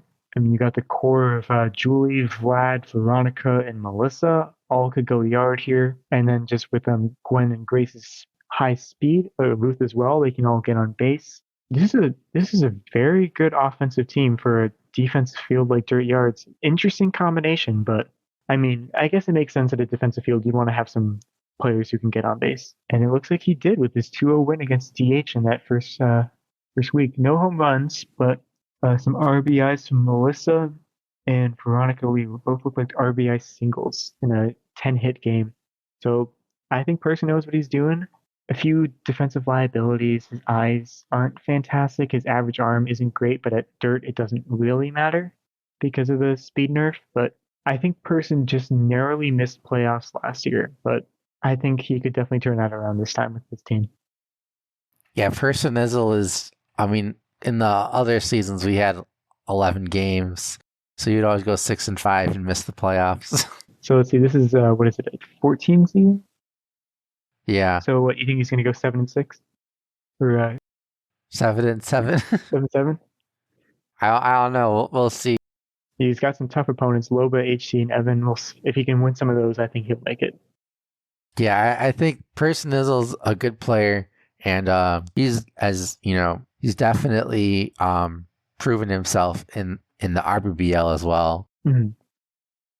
I think this team is kind of, I would say, is anti-meta because you pretty much, other than Julie, you don't have like too much power, but you're having a lot of speed, and I'm really intrigued to see how this team is going to go. Yeah, I'm going to keep my eye on that for sure. I'm always a fan for anti-meta teams. Then we have DH, the Cleveland Indians. This is the team that got Pablo Sanchez. And Pablo went, let's see how we do. He hit one single, no RBIs, and didn't score, and one strikeout. So a very small sample size there. I mean, the person's a veteran. He's got plenty of experience pitching. Was DH in the junior league last season? Yes. DH played about half a season before having to he had some other previous obligations that he had to drop out, but he had a pretty good record before he had to drop out. So it'll be really interesting to see how he will do against the Humongous League talent. Absolutely. This team is kind of strange because, I mean, you do have the 4 backyard kids. I think some of these players were drafted like really, really earlier than like Perry Marks. There's no reason why Perry Marks is your 3rd best player. I wonder if I think DH did have a trade or two. I wonder if that was part of it. Let me take a look. Perry. Yeah, so Perry was actually drafted in the 4th round by Alex. DH drafted Wendy Parsons in the 4th round, but Perry was technically drafted before Wendy, so it looks like some sort of trade went down. Let me see if I can find it. Read a page summary for trades. Here we go. So the trade that happened was Alex put Perry Marks in the block and traded Perry Marks for Christina Beatty. I remember this. So DH gave up his ace for Perry Marks. So he does have the GOAT, the 99 GOAT pitcher Kenny Kawaguchi. So no hate on having to go with him for the season. You have some decent backers as well. Perry can pitch as well. He's a slow ball specialist. So from one slow ball specialist to another, from Kenny to Perry. It looks like he did have Kenny pitch the whole game though, which is not uncommon for someone of 100 stamina. And Angelique looks like can pitch a little bit as well with the 81 stamina and 100 heat ball. Definitely very interesting too. The thing that stood out to me as soon as I saw this was how slow it was.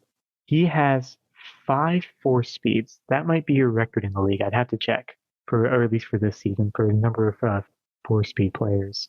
And a few of them make up for power, Mikey Thomas and Perry Marks, but Mariana has a bit, and Andres has a bit, but not a lot. And maybe the LD, the line drive boost, can help that, but I don't know. It doesn't look like anyone got more than one hit in the first game, and some of these were from the single speed guys.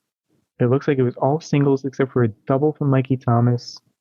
Maybe that was a ground roll double or a pass ball. I don't know. I don't know a world where Mikey Thomas is able to hit a natural double, so I imagine it was something of that nature. As someone, Yeah, I think that this team, you're gonna have to hope that your top 3, Pablo, Mikey, and Perry, are hitting some home runs. Mariana hit a couple, and I think I mean, other than Mikey and Wendy, this team is not that great defensively. another thing I just noticed: there's not a single player taller than 2 height. Yeah, I didn't know that Mikey and Kenny weren't 3 height, but Kenny's 3 height when standing, so that makes sense. Kenny's 100 height with his super chair. Of course, he's got to get that super chair. Kenny is the only player in the league that won't trip, and I respect him for that. Yeah, definitely like what you said though with the defense though. I mean, he's got some decent arms, but his eye and coordination kind of middle of the pack. I'm kind of struggling to see how this defensive lineup would look. I mean, I'm sure if I just watch one of his games, I'd see for myself. But Pablo, where you stick him in on the defense is one of the most controversial topics I think I've ever seen in the league. Yeah, that is for sure. I mean, you got 100 coordination, 68 eye, good arm, but 1 height. What are you supposed to do with that? Shortstop maybe, second base. I've seen him play shortstop, second base, right field, I think left field once. I think I've seen someone stick him at catcher once, and then as soon as someone got on base, they just switched him because they didn't want to have to actually throw it home. But we'll see what happens with this. This is kind of a little known fact, but I was actually planning to draft Pablo this season just because I wanted to. I wanted to see what happened. I thought it would be funny, but then DH sniped him for me. I know it was, yeah, it wasn't taken like that far off from his ADP, but I ended up with Xenon instead. So my goal for the season is just to have Xenon do better than Pablo. But yeah, I think I'm ready to look at the little fishes now with Scotty. Scotty on the other end of the double trades, of course. So Scotty has a lot of buffs here between the Khan siblings, the Webbers, Marky and his lover Billie Jean, and then he has Angela, Trent, and Colleen. Scotty might actually have the most generics on a team in the league this year. Only 2 generics. Very interesting. So Scotty was very, very excited, I think, to get both Khans on his team. He was trying very hard to get them both on the team. Same with the Webbers, and the Webbers are, of course, great defensive pieces. And the Khans, opposite of that, just no defense but full on offense. A bit of a mix here between defense and offense. Some players that are defensive liabilities between Ahmed, Angela, and Amir versus players that are really kind of defense only, like Billie Jean Blackwood and well, Trent's 6 speed. Anyone who's 6 speed can get on base, but the 16 power is very promising. And then 1 contact Colleen as well. It looks like he has Angela pitching, but in this the graphic doesn't show. I don't know if Nate has it up right now, but buffed Markey is pretty good defensively. And in my personal experience of having Markey last season, Markey was, when he wasn't pitching for me, I could put him in shortstop, I could put him in the outfield, and he was just great everywhere. And I think Scotty's going to enjoy that with him, especially with the line drive boost. I think he'll just be overall a more fun player. So part of me is rooting for the happy couple, Markey and Billie Jean, but we'll see how all these trades worked out for him. I think between him and HC, they both just had so many trades. We'll see if it turns out for him. Lost a tough game against Evan, 0-1. Both of them only had 3 hits apiece. The only difference was, of course, Evan getting to go yard with Claudia. Yeah, very interesting to see where he goes. Looks like the Cons got shut down. Sydney did pretty well. I'm very much a believer that Sydney is just a better batter than Ashley. I can't prove it, but it's just true. In my offline season that I have both Webbers, Sydney's batting like 200 better than Ashley. And then lastly, the last team in this division or conference is the mighty Melonheads, coached by Trigatris. In Big City Stadium with Susan Gore, Maynard McElroy, the classic Mr. Clanky, Debbie Nasukawa, Horace Young, Wayne Kwan, Jacinda Smith, Orley Ike, I don't know if I'm saying that right, and Chucky Flender. This is an interesting team. It's a pretty fast team. Having your slow speed be 5 is not bad at all, especially on a team with no speed nerf. Definitely love to see that. Not a ton of power. Only 2 players with higher than 80. Debbie and Susan Gore. And Susan Gore, of course, being the Ken Griffey Jr. clone, can definitely make an impact here. Debbie can go yard for sure, but not a lot of others. But Big City, it's called Big City for a reason. It's got that big outfield. It's a little bouncy, and I think he's got a lot of players that can expose that. Maynard McElroy is a fantastic grounder hitter, great leadoff. Horace Young, just a decent player to get on as well. Jocinda and Lorelei seem to be near clones with almost the same exact batting stats, except Lorelei is a little faster. I think I like this team offensively. Not a lot of pop, so definitely a little bit against the meta, but it's a good small ball team with some fast players that can get on And then in theory, you use your couple big guys to hit him home. From a defensive standpoint, really, really bad coordination. I mean, Susan Gore's got 95, Jocinda's got 65, and no one else has above 50. So this could definitely be a team that makes a lot of errors, but great eyes for the most part. So not a lot of pass balls that would go for ground roll doubles. I would assume, depending on where you put them. Trigators, if you're listening, don't put Susan Gore in the outfield. That 55I is pain. But of course, if you want to prove me wrong, Mattitude already has, so you can do that as well. Looks like Clanky is not allowed to pitch, so I imagine he's going to have Wing Quan with a 25 stamina. He's probably going to have to switch between a few others. Probably Chucky Flender, who I believe is a Diana Hayes clone we talked about earlier. And it looks like Nate is back on the mic. I'm just talking about the Melonheads right now. I don't know if you heard. No, I missed like all of it. I think I just was going through a couple different teams here. I'm just finishing off talking about the Melonheads here. I was talking about how the average coordination is a 38, which is not a great look at all from a defensive standpoint. But he's got a pretty good eye. Stamina, he's got 4 players with less than 40 stamina, and not really any. The arms situation, he's got a couple great arms, but in some decent arms. So I'd say from a defensive standpoint, it's not terrible, but I wouldn't be surprised if a team like this has a lot of errors. Yeah, this is always an interesting team, whoever drafts Mr. Clanky, because you have to put him at like third base or catcher because he can't pitch. Yeah, and maybe he'll be better at getting on base this season with the line drive buff, but from my brief experience in the name games tournament our BBL did last season, I was really not a fan of Mr. Clanky. Yeah, but it does have Susan Gore and Devi. Yeah, only 2 players with 80 or more power, so not a lot of pop to this team. Definitely a bit anti-meta, but a pretty fast team. I mean, no players below 5 speed. Yeah, I think this is going to be interesting to see how this team does. I think Devi and Susan are going to do pretty well. You got Chucky's a good pitcher. Jacinta's really good first baseman. Lorelei, 100 contact. That's probably going to be buffed with the contact and line drive buff. Horace is really, Dimitri guns are really good. And Wing Quan has got some good speed and pitching as well.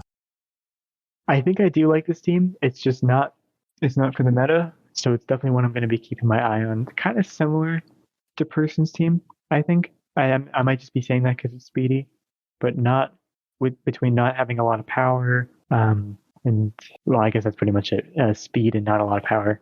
But yeah, that's all the teams for this division. Anything else you had to say about any of these teams? Well, gonna quickly give my thoughts on Scatty's team, because he was the other one that had all the trades. Yeah. And I think it's really interesting to see what he did here, because it's kind of a fun meme team. Because you got all sorts of boost. Because you got the Khans, or Amir Khan getting buffed.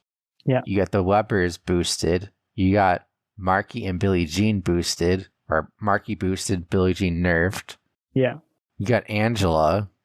And if they ever play Tony, but I don't believe that Tony's in this division, so that would have to be a World Series Finals matchup. So yeah, that would be really interesting. I'm curious to see how this team does. Scatty's definitely gotta learn to lay off the bad pitches. Of course, but I mean, overall, it's only a 0-1 loss, which is not terrible. It's just both teams got 3 hits, but Evan was the one that happened to go yard. Yeah, so I think this team is going to be interesting to see how it turns out. But I think it's going to be more of like because this is a meme versus is this team going to be good? Yeah, I mean, there's just a bunch of backyard kids, a bunch of buffs and nerfs, a lot of not great defensive players, such as the Khans, and then Billie Jean Blackwood, who, if she batted 300, I'd be shocked. And of course, Angela can't play defense as well, as we all know. Yeah, so this is going to be interesting to see how this team does. But yeah, I think Scatty made the trades a little bit interesting, but I don't think this team is going to succeed too much record-wise. Yeah, I mean we'll see how it goes. We'll see how it goes down the stretch. I mean, playing a good coach like Evan and keeping it a one-run game, definitely nothing to ignore. I mean, holding him to 3 hits as well too, at their own home stadium. Scotty's a relatively fresh coach. I think his first season was last season, and I remember last season when I had Marky and Billie Jean. When I was in the midseason panic mode and I was trying to trade everybody, he wanted to just trade for Marky and not Billie Jean. And I was like, why? What's Marky going to do without his lover there? But now he'll never have to find out. Yeah, that's true. Yeah, I think that's pretty much all I gotta say for the backyard division. Yeah, me as well. So that does it for the 12 teams in the backyard division. Now moving on to the front yard division, starting off with Killer Bat. Killer Bat, for those of you that are not aware, is the reigning champion of the Humongous League, going at Parks Department number 2. I believe he had that same field last season as well. He's got Zena Frome, Sally Dobbs, Randy Johnson, Hillary Vargas, Isabel Morelli, Molly May, Terry Vega, Olive Hussein, and Jack Joseph. Yeah, a lot of power again. I mean, that's kind of his specialty. He's got almost, let's see, what is that? 1, 2, 3, 4, 5, 6 of his 9 players have 80 plus power. That's exactly the way he likes to draft. But there was definitely a big dip in the quality of power hitters with the nerf that came into play. And I mean, we'll kind of see how that plays throughout the season. We have a very small sample size of that right now, of how much that's going to affect it. But looking at the first game, we see Zena Fromm, who is the clone of Zenon Estrada, who is his MVP candidate for his last season, who he had put up fantastic numbers for. Zena is starting off the season 0-2 with a walk. You'd expect that to be 2 home runs with how last season was going, and maybe it's just KB shaking off a little bit of rust. Well, like I said, very, very small sample size. We'll see how that goes down the stretch. Whether Zena's able to put up those same numbers that her brother did, I guess. A few things that jump out to me on this team, though, and one is that looking at I don't have the page up right now, but I just know this because I saw it. KB has the overall slowest team in the league. He's got a couple 6s, but then just a bunch of 4s and 5s, nothing to really even it out. And of course, if you're just hitting for power, it doesn't really matter, but when you're playing small ball, it's going to come to hit you. Definitely a different strategy this time, though. Last time he had a specialist, a curveball specialist, and now he's going with the one of the former first-round picks, Randy Johnson, that he was able to get in the 3rd round this time. Definitely kind of a rough outing that first game as well. Again, this is just shaking off rust from the off season, but it's kind of very clear how he went in the draft this time. He won last time. He tried to go with what worked last time with upgraded pitching and that same strategy of just 2 batters that are just supposed to be like automatic home run hitters with Zena. And last time it was Rachel LaBuena, but this time he's shifted gears into Sally Dobbs, taking a bit more of a defensive route there with some good relief pitching if needed. But I don't know, not a lot of great eyes as well. That's never been a problem for him at the plate. We'll see if it becomes a factor in the field. I'm not exactly sure what this outfield would look like. I imagine that it could definitely cause some problems. It looks like he only had 1 error in that first game, but slow outfielders with bad eyes, if they fumble that's just kind of asking for a double immediately. What are your thoughts on this, Nate? Well, I think the team is definitely slow. It does have the bats. The one good thing is that there is a lot of good arms, because Randy has a great arm, Vargas has a great arm, Morelli, Molly May. Those are 4 really good arms for your defense, especially if, assuming Randy's going to be pitching in either probably Molly at catcher. That's a good battery. And then you have Sally at first base, good height. So you have a good triangle right there. And then you're probably going to put like Vargas or Morelli at shortstop, so you have a really good infield defense. Really, it's just, At home, I don't think it's going to be too much of an issue, except for possibly one of the outfield spots. Yeah. Because Olive and Jack are okay left and right fielders at Parks, but you don't really have a good center fielder. And Terry, basically, you have to put at hide at second base. Yeah, I imagine that that Olive and Jack are going to be kind of like right field center, and that kind of becomes a problem if you're going up against any batters that are going to hit it in that direction. That could definitely become a problem. I mean, I'm trying to think right now of that right field. So, but yeah, if you have a fast power batter that goes that way, if they hit one to the wall, they could run all the way to third if they want to. If they fumble, if they go to like throw into the infield and they do their favorite thing where they throw the ball directly into the ground, that's just a disaster waiting to happen. Yeah, I mean, if it was me and I had to play with this team, I would put. And if you had to play with Zena and Randy Johnson, who would want that? I mean, it's not that I wouldn't mind. It's the other part of the team. Yeah, I mean, if it were me, I would have tried to find a good center field piece, like one with a little bit of a better arm. Maybe he's really kind of trying to play on just being able to catch pop-ups out there. But I mean, to height. I would want my right fielder to have an arm, so I would either put Xena or Isabel in right, so that they could somewhat get the ball into the infield to either Sally or Terry. Because Terry has a terrible arm, so you need to have the first relay to do something. Mm-hmm. So I would, and because you're going to have probably Vargas or Morelli at short or third, so you're going to have someone with a good arm at shortstop. So at least one avenue of like the relay to the plates will have a good arm. That's probably what I would try to do. I'll say this: KB is definitely grateful that the league got rid of that the double play power rule. Oh yeah, that was something that we got rid of that, I think, last season. I'm very grateful for that too, but I know KB's team, especially in ours. Yeah, I mean, definitely defensive hole, trying to make up for it with offense and if he gets comfortable enough with Randy where he's able to just start kind of like shutting people out, making sure they have bad quality hits, it's not going to matter, but it's really something we're just going to have to see down the stretch. And if there's anyone that has proven that they have been able to compensate with their offense for their lack of defense, it has been Killer Bat. So if there's anyone that can figure it out, it's going to be him. So be interesting to see how many home runs that Xena and Sally have. But with the line drive boost, Vargas, Morelli, Molly might, and even Terry have a good chance to hit some homers. Terry, I hear, gets a boost when it's a full moon. So that can't be true. I believe I heard that from somewhere. So watch out to play the Orioles on a full moon, because Terry Vega might hit a home run against you. The werewolf team. All right, let's move it on to Creek Show's team with the New York Mets, with his first overall pick being a New York Yankee. Controversy. I told him to do that. He's like, "Oh, I didn't get the Yankees. Let's just take the Mets. It's in the same place."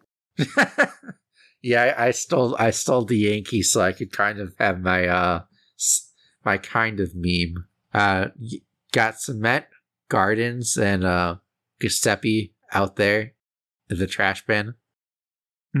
Got Derek Jeter, like you mentioned, Fred Benson, Freak Show's man crush, and Nomar Garciaparra, Tanya Uchida, Jorge Garcia, Liz Kinghorn, Ramona Bennett, Vic Souffle, and Mr. JY Brett Olson. Oh man, this is a very, very opposite of KB's team. There's only one batter here who has less than 6 speed. This is a very fast team, which at a place like Cement is fantastic. That's just something that jumps out to me right away. Definitely a lot of good power as well. I not really focused on necessarily hitting home runs in a place like Cement. Really deep center field. Maybe you can get a grounder or something that's able to bounce off the left fielder's head to go to the void in that alley there, Crime Alley, to get a home run. A lot of good defensive pieces here as well. I mean, Fred is kind of offensive only kind of guy. besides the good coordination, he's got a terrible arm, terrible eye. That's, I imagine, his second baseman right there. I'm saying that like I don't know. Like Freak hasn't sent me his lineup like a million times. But overall, I think the speed is very good for defense, not only for offense but for defense here. Because with all the really wild grounder balls that go here, the high bouncing ones, you want someone who's going to be able to chase after it to stop it from going all the way to the wall or all the way into the left alley, as I had mentioned. Yeah, just overall, I think, in my very unbiased opinion of being friends with Freak, I think this is a good team. Besides Brett Olson, I warned him about Brett. Yeah, I think this team is pretty good defensively. It definitely has a lot of speed. You might want to put Derek in left field to hide the alley at home. I think he's been doing that. I think he's been putting Derek and Liz out in the center field, left field. But I know he tried to put Brett in center field, and Brett had like a million drops and scrims, and he was not happy with that. Well, it's Brett Olson. What do you expect? Yeah, I know. I mean, his head's so flat if you look at it because of all the times the balls hit him in the head. Interesting thing, though, you mentioned how Nomar was his band crush. That was his MVP candidate last season. Nomar actually went 0 for... He's not going to like me bringing this up, but Nomar went 0 for 3 in that first game. All these former favorites, like Xena for KB and Nomar for Freak, who knows? Maybe we'll see if they can even get a hit the whole season. I think that they'll be able to get a hit, but if they don't get a hit the entire season, that's pretty bad because Walter Hall already has 2 hits. So Walter Hall stocks moving up. The Hall Monitor's MVP candidacy is it's only going up right now. Nothing's going to bring that down. Yeah, I don't think anyone would have predicted that Walter Hall would have more hits after 1 week than Xena or Nomar. Oh, I would have said that. I would have bet all of my money on that. Well, you would be rich now if that's the case. I would have been, yeah. I'll get it next time. I'll just do it for next week. Don't worry. Yeah, too bad you don't have any real money. Yeah, it's a shame, but yeah, I'm expecting. Freak's team is one of my favorite teams moving forward. I think he drafted a very good team for cement. Of course, I know, knowing him, he's just going to switch back to TCA or dirt again because that's what he does. But Freak, I'm going to say this for the third time now in this podcast. I think that this team is very good where it is at Cement Gardens. Yeah, I think Jorge. I don't know if he's exact what he's doing, but I think Jorge has really good height at first base. Mm-hmm. Nomar, I think you have him play his standard shortstop position. Vic probably plays catcher. The only thing is, like, I'm guessing you maybe put Brett because, like, I think the one thing is if you have Jeter playing left field, who plays third? That's a good question. I think he actually had, because for a while he had Jeter third, Nomar's shortstop to try to lock that in, but then people were hitting it over their unusually large heads. So then he moved Jeter, because before he had Liz in left field. He might still have Liz out there, and he might have moved Jeter to... No, like, he was talking about moving Jeter all over the place. I think he actually might have moved Vic to left field. And Vic was the catcher before, but I think he moved Vic there, and he might have stuck Brett Olson at catcher, if I'm remembering correctly. And then probably changing that if someone gets on base. Depending on who got on base, yeah, I think he would change it. I think he tried to roll with that and was just trying to have faith that Ramona would keep people off bases most of the time. Yeah, because there is a hole in this defense, mm-hmm. but this isn't our BBL, so it's a little bit harder to exploit. Yeah, those weaknesses, but there is a small hole for if you can exploit it. But I do think that this team is pretty well built for cement. Mm-hmm. They might struggle at like Ekman or Steele with the lack of power, other than Fred and Jorge. Yeah. So I think this team is built really well for their home field, but away games, they depending on matchups, they might struggle for some of the away games, but still a really good team and probably a good shot at making the playoffs. Absolutely.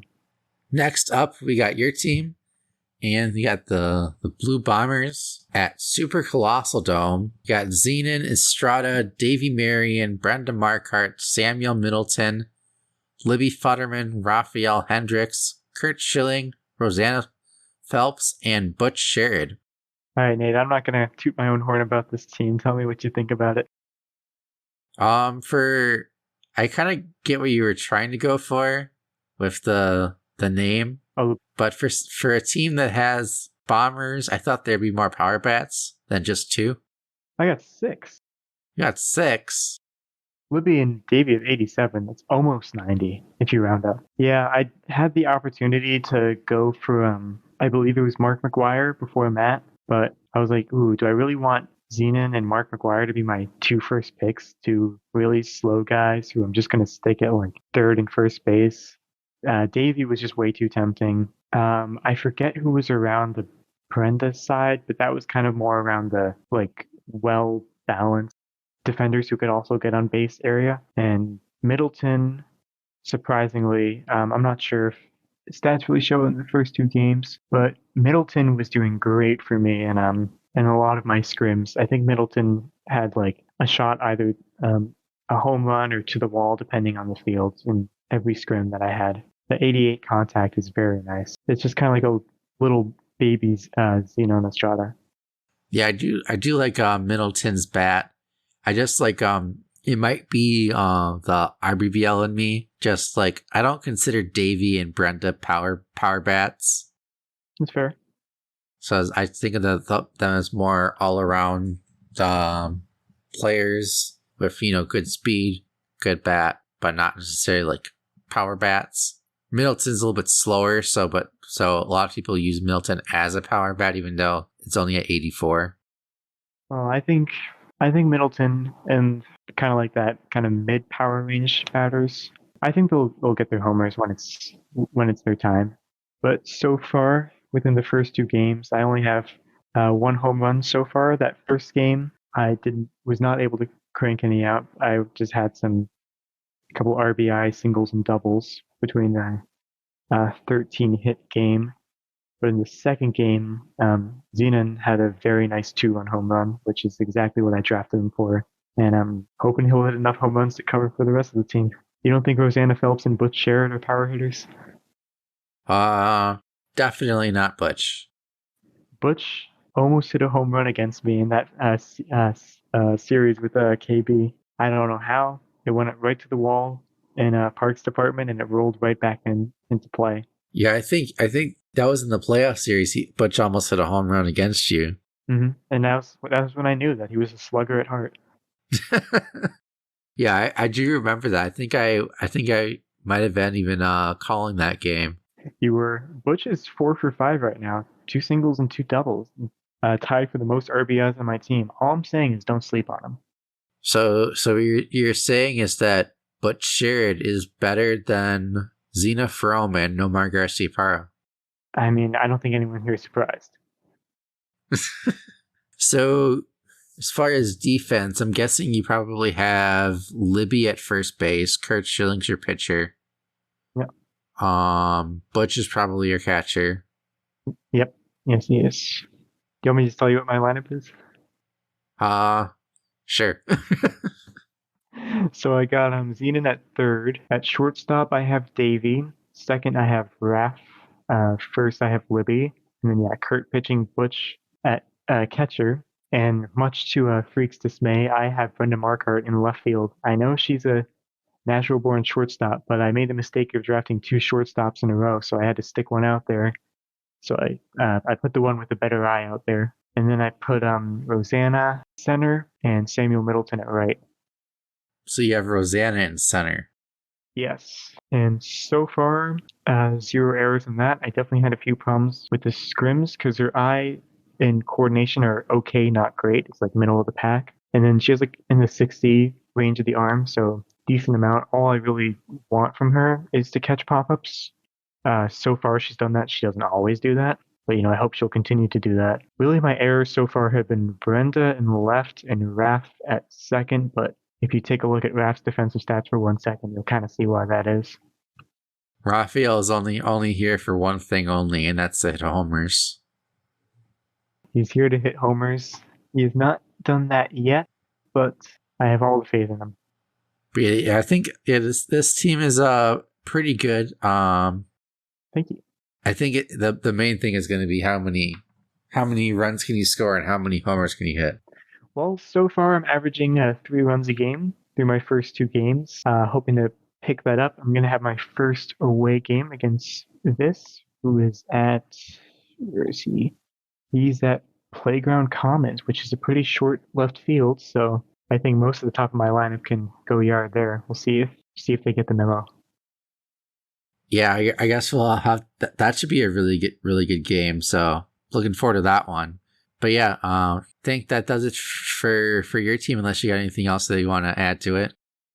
No, nothing I can think of. We can move on to the pink monsters or red monsters, whatever they want to be called. Yeah, technically in the game they're the red monsters, even though they do have the pink colors because they have boosted Maria Luna. Also had Jessica Wassersauce, Mandy Coolidge, Jeff Bagwell, Earl Abbott, Robbie Bacco, Mary Riley, Dominic Lowe, and Stevie Lint. So I'm wondering if this is Big Dog's favorite team since it has Jeff Bagwell on it. Got Pink Maria. You got Mandy Coolidge, who is trying to be Shohei Ohtani. Mary Riley, 100 Arm. That's really good. Stevie Lint has a funny name. Stevie Lint is a great name. I love it. Stevie is definitely one of the steals of the 9th round, I feel.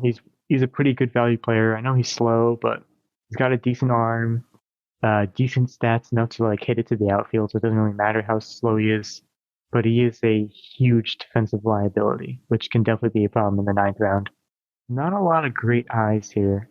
Besides Dominique, Maria, Jeff Bagwell, and Mary's are kind of middle of the pack. Jessica's as well, but you got Mandy's 3i, Earl's 29, Robbie's 33, and Stevie's 1. And if you look from that first game, he did have 2 errors, and they were both from players with bad eyes. Because I believe Earl was in the outfield, and I think Robbie, I forget where Ricky played Robbie in our game, but he had a drop as well, I remember. Yeah, the one thing with this team is that it doesn't have the best speed other than Earl and then Maria and Jessica. Everyone else is pretty slow. Mm-hmm. Does have some good arms with Jessica, Jeff, and Mary. The one thing is that if you want to optimize the arms, you have to put somebody at first base that you don't want. That's true. I think he might have put one of his 2 heights at first, if I'm remembering correctly. I might not be, though, because I know Mandy pitched, the whole game. I wonder if he put Robbie at first. It might have been that. I mean, that would be interesting. But yeah, I can't remember where he put Stevie Lint. It might have been second base. I would maybe, if I had to put somebody at first base that was a 2 height, I'd maybe pick Dominique Lowe just because of the slightly better coordination. It might have been Dominique, but Dominique is the only 6-speed player. I remember he had Maria Luna in left field. I believe Earl was center field, and then right field, I think it must have been Robbie, actually. It was Robbie or Dominique, because I think he had Mary at either third or catcher, and then the other one was Jessica Wassersauce. That was kind of his third base center. I think he put Jeff at shortstop, if I remember correctly. And then he must have had, probably Stevie second, Dominique at first, though I couldn't really tell them apart when I was looking at them on the field. Yeah, I think the biggest decision is that do you put Jessica at catcher or do you put Jeff at catcher? I think he did Jessica because maybe because of the speed. I don't know. Because Mandy's not particularly fast, and she bobbles a lot of pitches. So if you have Jessica get the ball quickly, she can throw to the first baseman. But I could be wrong. That game was a bit ago. Looking at his stats, really almost all of his team average stats are very, very average, I think, like very middle of the pack. The lowest being attention because, wow, like 5 of his players have less than like 30 attention. Dominic really brings it down with his 1. Yeah, Dominic definitely playing with squirrels and picking up weeds in the grass. His head's just not in the game. No. But yeah, definitely an interesting team. I know Ricky made some good progress in the junior league last season, and in the gauntlet, I wish I could say exactly what, but they locked the gauntlet chat, so I can't go back and look at what the standings were. Someone told me that he was in the gauntlet. Yeah, it's not one of my favorite teams, but I think it definitely has some like good core pieces that could get made to work. Mm-hmm. I just don't necessarily think that Ricky is good enough of a player to be the one to make it work. Well, we'll definitely see. I think if he spends the whole season getting comfortable with it, he'll definitely be able to get a good feel for everything. Because in our first game, he was a little off with some of the timing in the outfield. I mean, part of it was the bad eyes of the players themselves. He tried to have them track down the pop-ups themselves, which they just were unable to do because they were Earl Abbott and such. So I think kind of as he gets more used to that aspect of the game, and I struck him out 7 times. But of course, I do have the best pitcher in the game, Kurt Schilling, so who can blame him? But I think it's just a lot of small stuff that I think if he's able to move past it, he'll definitely be able to grow with this team. Yeah, I think there's going to be probably some improvement from now to the end of the season, but only 6 teams from each conference or division will make the playoffs. So somebody has to not make the playoffs, and I think that the Monsters are going to be one of the teams that are not going to make the playoffs. Well, we'll just have to see. I mean, all we can go off is really the teams themselves, the history with the coaches, but don't want to count them out just yet.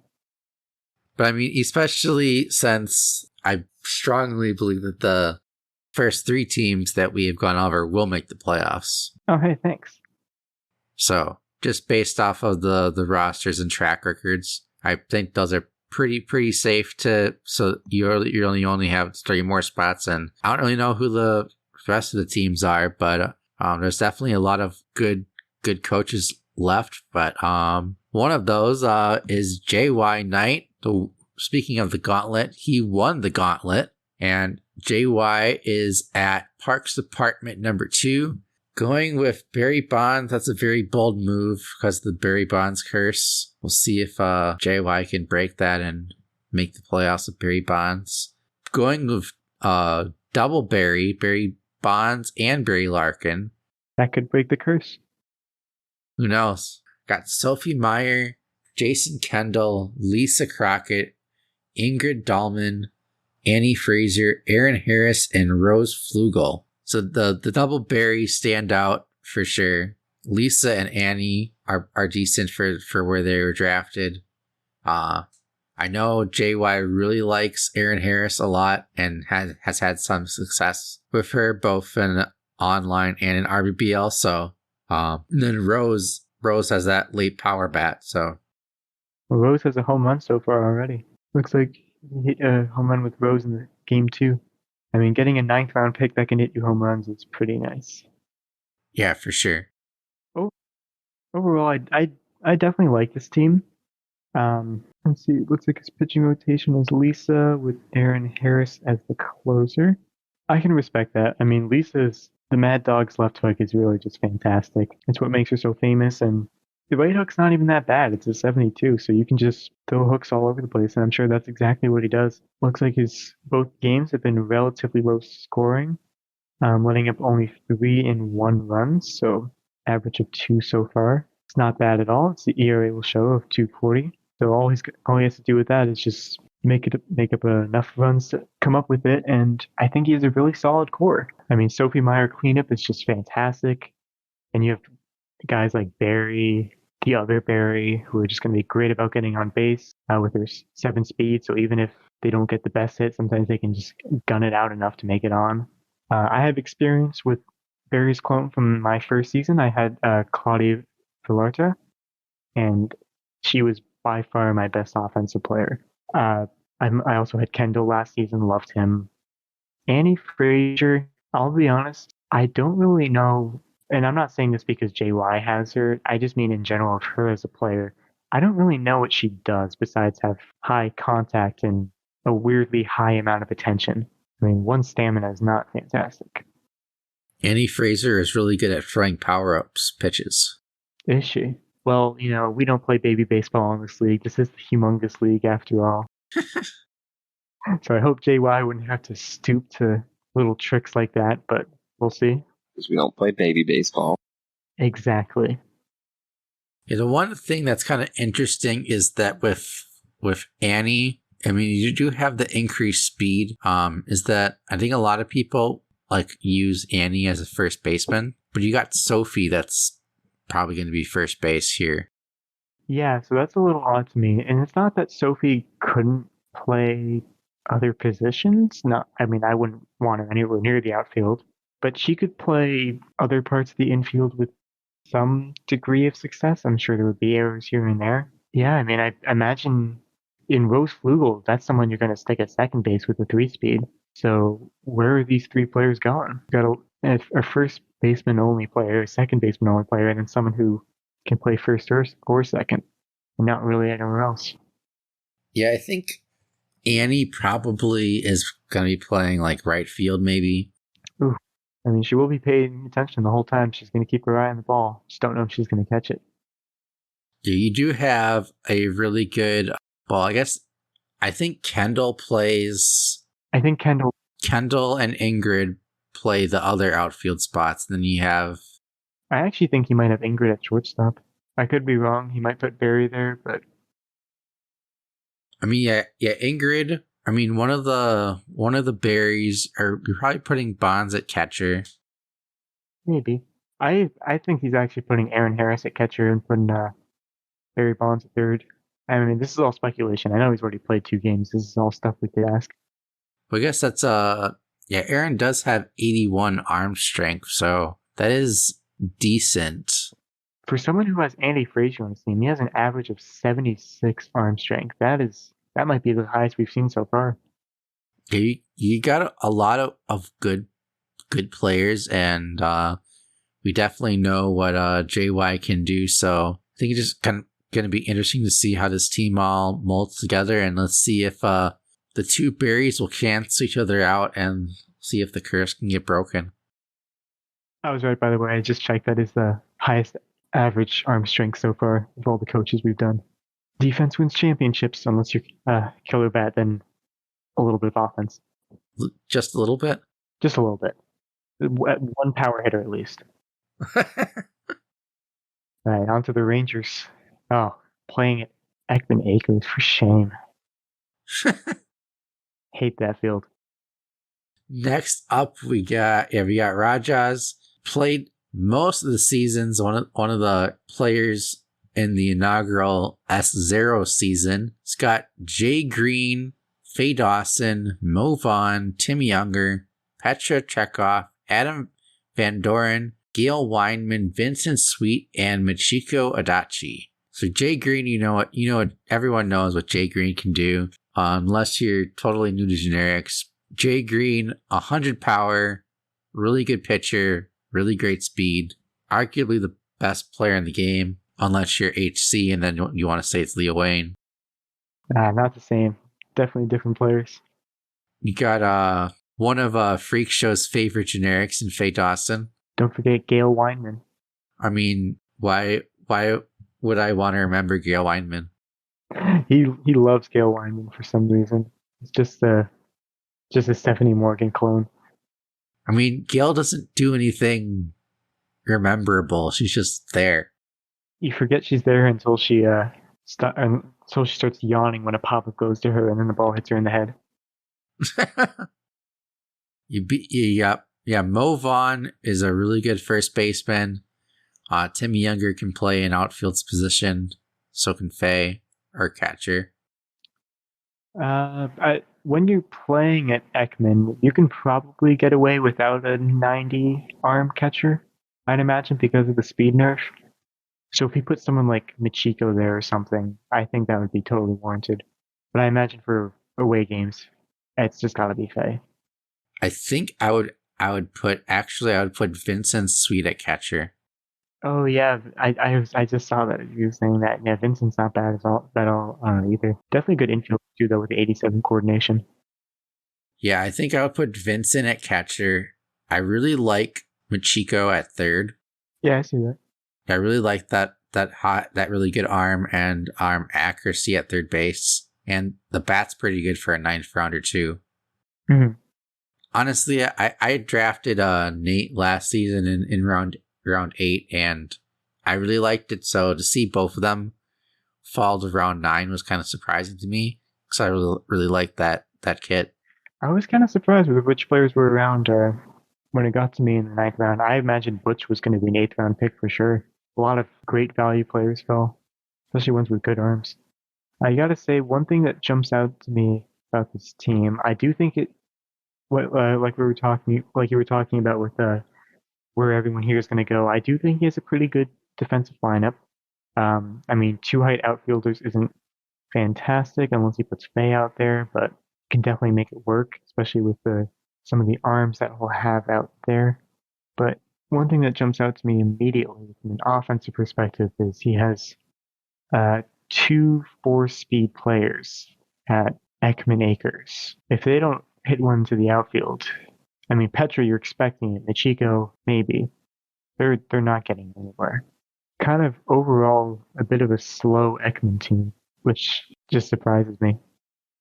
Well, you can have a slow Ekman team, but you have to have good arms, and you have to have some speed in good places. Like center field has to have good speed. I would say maybe even like shortstop, you have to have good speed. Because as Adam has really good speed, probably can play a corner. Outfield, Gale maybe could play like right field. I guess probably the biggest thing is, I'm guessing you put Faye at shortstop and put like Timmy in center. Maybe. Yeah, so that would be what, Timmy, Adam, and Gale in outfield? Yeah. Not the best arms to have out there if a ball ever drops. I mean, Gale has a great eye, Timmy's is okay. I wouldn't want anything going in Adam's direction. He's not going to find it. He's got 41 coordination. She's going to hit him in the head. It's going to ruin his hair.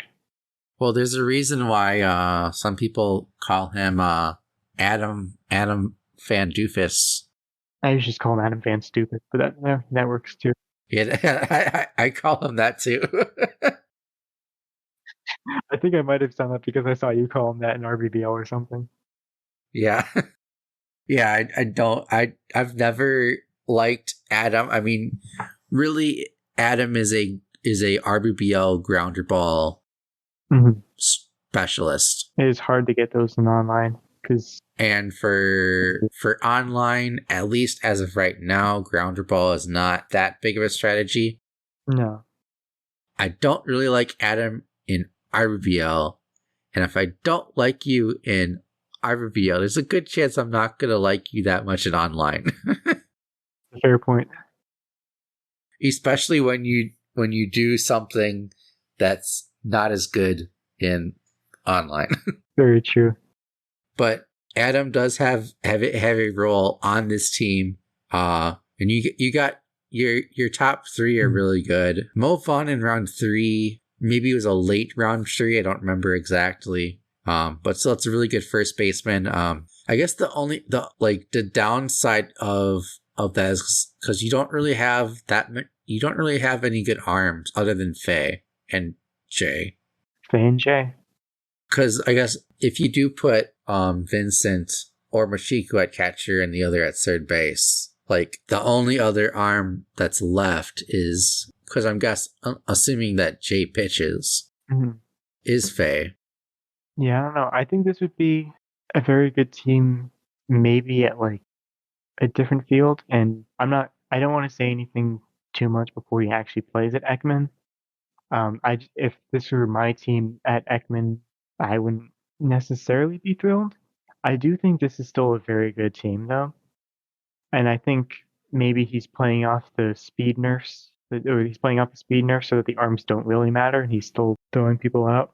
But I was expecting a little bit more speed when I saw it was an Ekman team, and that just kind of surprised me. But I mean, he knows what he's doing. He hit 2 home runs with Jay Green in one game, and if he's doing that at Ekman, then he can just win every game 2-0, 3-1, or something. Yep. Yeah, and Rajas does have a lot of experience when it comes to online, and really solid player. And we'll see what he does moving forward for the rest of the season. Got a big win in Game 1 against Killer Bat, so great start to the season. So let's see what how the rest of the season it's playoffs unfolds. Next up, we got Orlando Stars, one of the arch rivals of Killer Bat back in the day on the original servers, going with the Houston Astros at Big City Stadium. You got Tanya Let's Go, Raul Mondesi, Joan May, Jeremy Burnitz, Dmitry Petrovich, Nikki Winston, not Nikki Loston, Omar Stefano, Judy Abwanza, and Chrissy Mulligan. You know, Nikki Winston seems to only be taking wins. I mean, first game, batting a perfect 4-for-4 with 3 singles and a home run. How can he be anything but Nikki wins a ton? Okay, where is it? Where is my soundboard? Oh, thank you. There we go. I love that thing. Oh, I forgot I can use that too. I'll get that ready for something. Nice. I like that. This team, you got really good. You got 2 really good power hitters, especially because you got 200 power hitters in Tanya and Joan. Dimitri is underrated as far as a hitter. So is Nikki. Omar can get some good hits. I know. I think Killer Bat had some good hits of Nancy last season. Jeremy can do pretty well. Mondesi is an underrated hitter. So this team definitely can hit. The only real player that can't hit Judy is Judy, yeah. And Chrissy Mulligan as a 9th rounder is okay. I guess we'll have to wait and see like halfway for the season if Orlando Stars don't want a mulligan on that pick. Wait, hold on, I got you. There we go. A lot of good puns with this team. Yeah, that is for sure. Yeah, all these puns are doing especially for Matt, because I know Matt likes puns. He is a pretty big pun guy. I do really like this team though. A lot of great bats, like you were saying. Some underrated hitters. Some people already knew kind of how good they were. None of them are necessarily like kind of the standout ones that you're really used to. But I think Orlando's going to make a big splash this year. He was just getting warmed up at the end of season last season, and now I think he's going to really put the league on notice. I mean, he already had a huge first game win. He's got some tough matchups. He's playing Freak. He's playing JY, who's the former Gauntlet winner, as you said. Maybe he's not going to be scoring 13 runs against them. I don't know, but I'm very much looking forward to seeing what he does with those. I will say though, kind of a slow team. I mean, average 5 speed. He's got Raul Mondesi kind of carrying the weight for the fast players, and then he has 3 4-speed players, and that's kind of really where hitting well is going to make you ignore how slow they really are. Some big arms too, and then a couple middle tier arms. I think you really only allowed to have 2 kind of noticeably bad arms, and that's usually your second baseman, right fielder, and I think that's kind of exactly what like people like Judy Abwanza and Chrissy Mulligan are, except no, he probably is Joan May there. So Judy Abwanza probably center field. Center? Yeah, probably center because let me see. Tanya Lesko is interesting. I had her more famous brother Jose Canseco last season, and I was under the impression they were an all-star outfielder until I actually put Canseco into the outfield, and he just is dropping a ton. And if you're looking at the first game stats, if you kind of read between the 13-3 blowout win stats, you'll see that Tanya has 2 errors in the day. So I imagine that Tanya was somewhere in the outfield during that game. And that 10 coordination, the 4 height really can't make up for all of it. He could definitely put Tanya at first base, though. It might feel like a waste, but Yeah, the thing is that I think that you don't put Tanya at first base. I think you put either Jeremy or Dimitri at first base. I'd probably Dimitri. His stats aren't the best, but I think Burnitz's arm is pretty useful. I mean, I imagine he kind of has 2 catchers between Nicky and Raul. Whoever's not playing catcher is probably playing third. I assume he has Raul catcher, Nicky at third, maybe Tanya at shorts. No, that feels wrong. I'm probably getting his outfield arrangement all completely wrong right now.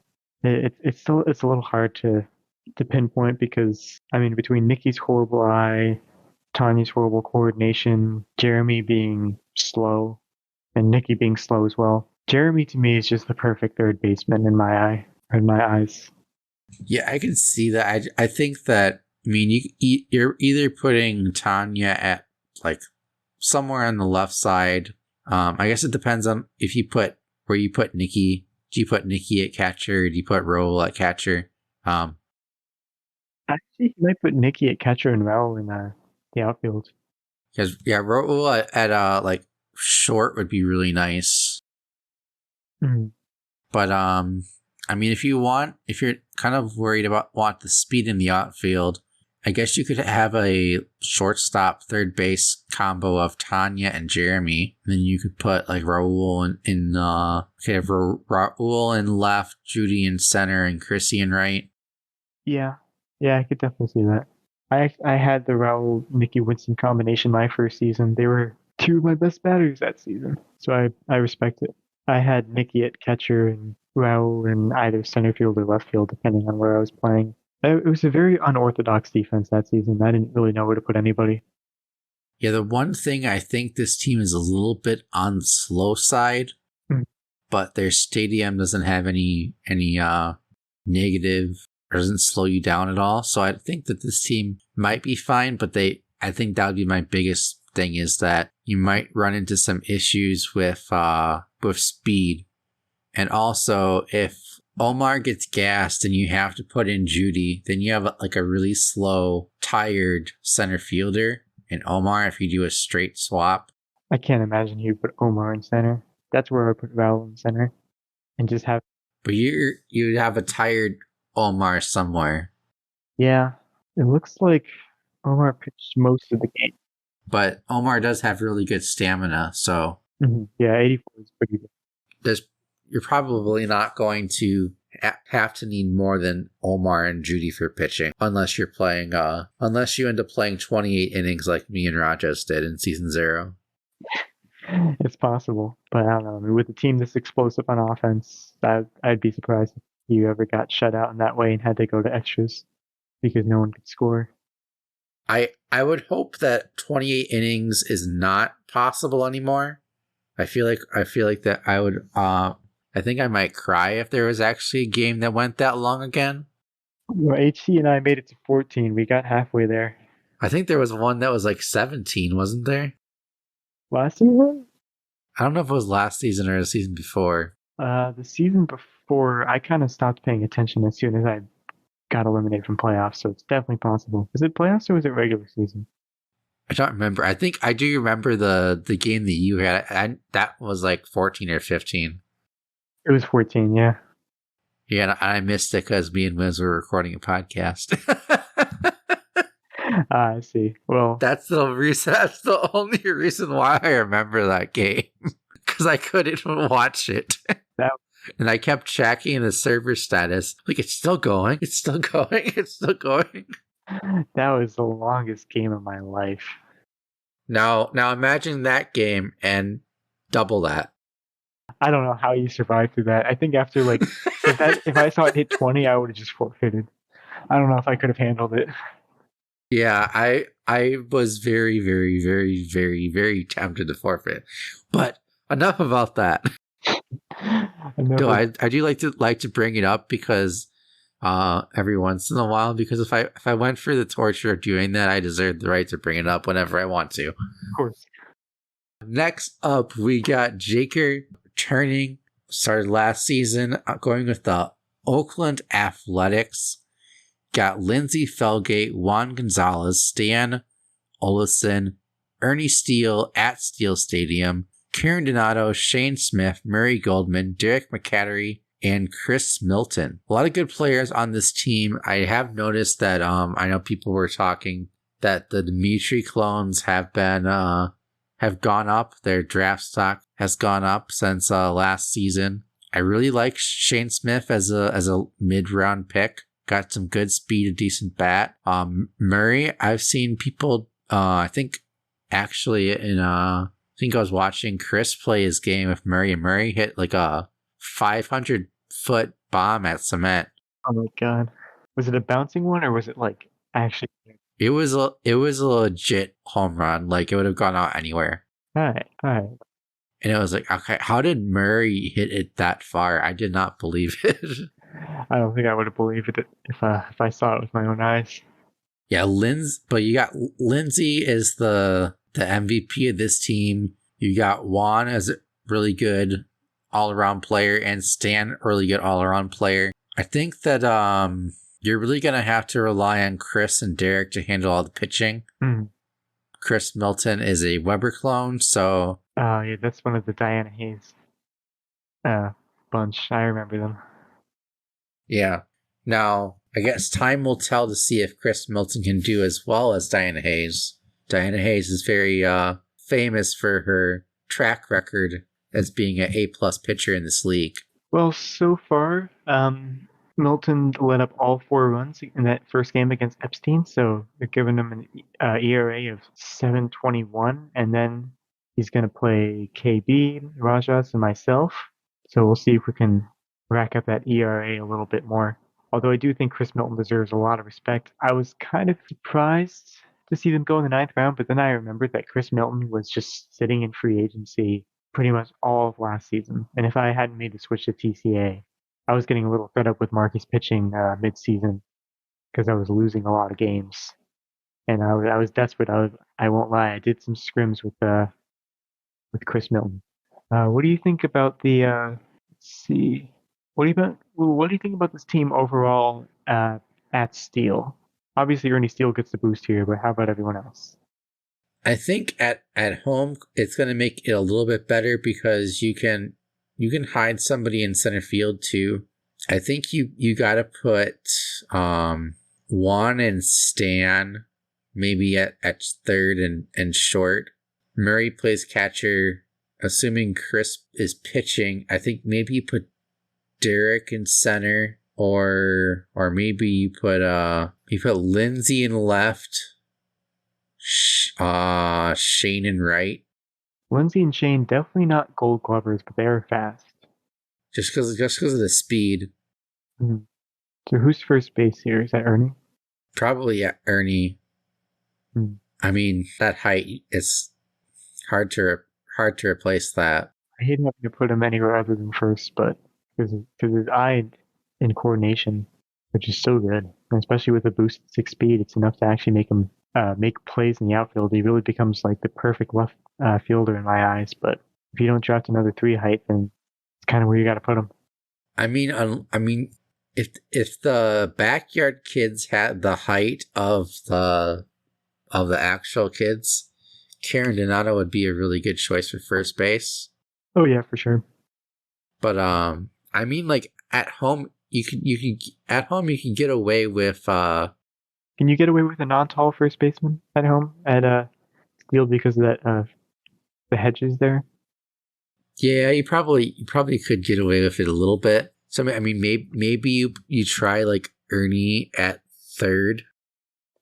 So tall, nothing ever goes over his head. And then, like, maybe Karen at first, and then that allows you to... But yeah, fielder Stan, maybe. Yeah, make Stan in left field. Yeah, I could see that working. I think he's got a relatively solid defense to go around this time. I don't know if you remember Jaker's team last season, He had like 6 pitchers on his team. Yeah, I think because he had Wing and Whitney, I'll and then I think he might have had like hold up. He had Todd or Tiffany too. he did end up making a trade actually. He traded. And I know he had Barry Larkin. I think he might have had Lindsay on that team too. He had Tiffany Bosworth, Betty Houston, Chucky Flinder. Yeah, those are all pitchers or people that can pitch. He had those 3, I believe, plus Wing and Whitney.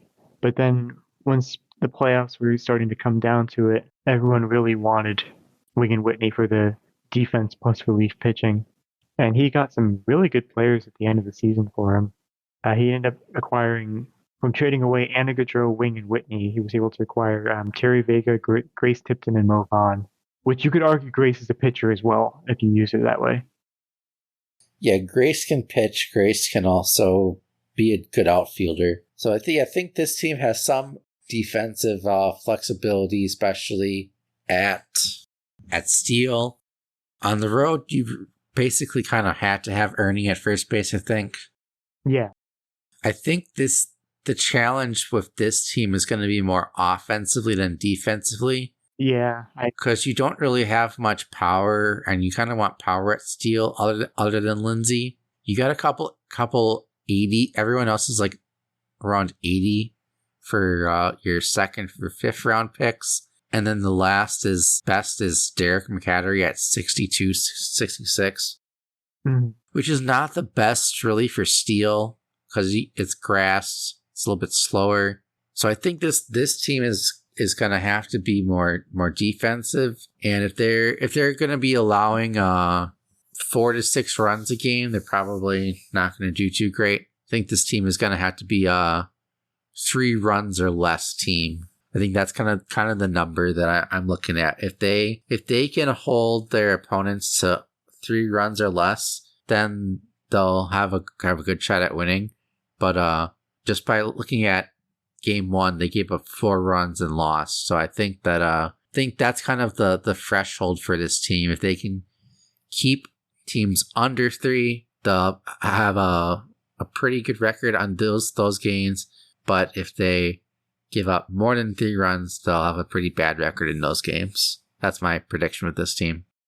Yeah, I completely agree. I mean, it looks like a lot of these are going to kind of come down like this with like 3-4. I imagine we'll see some scores similar to that moving forward.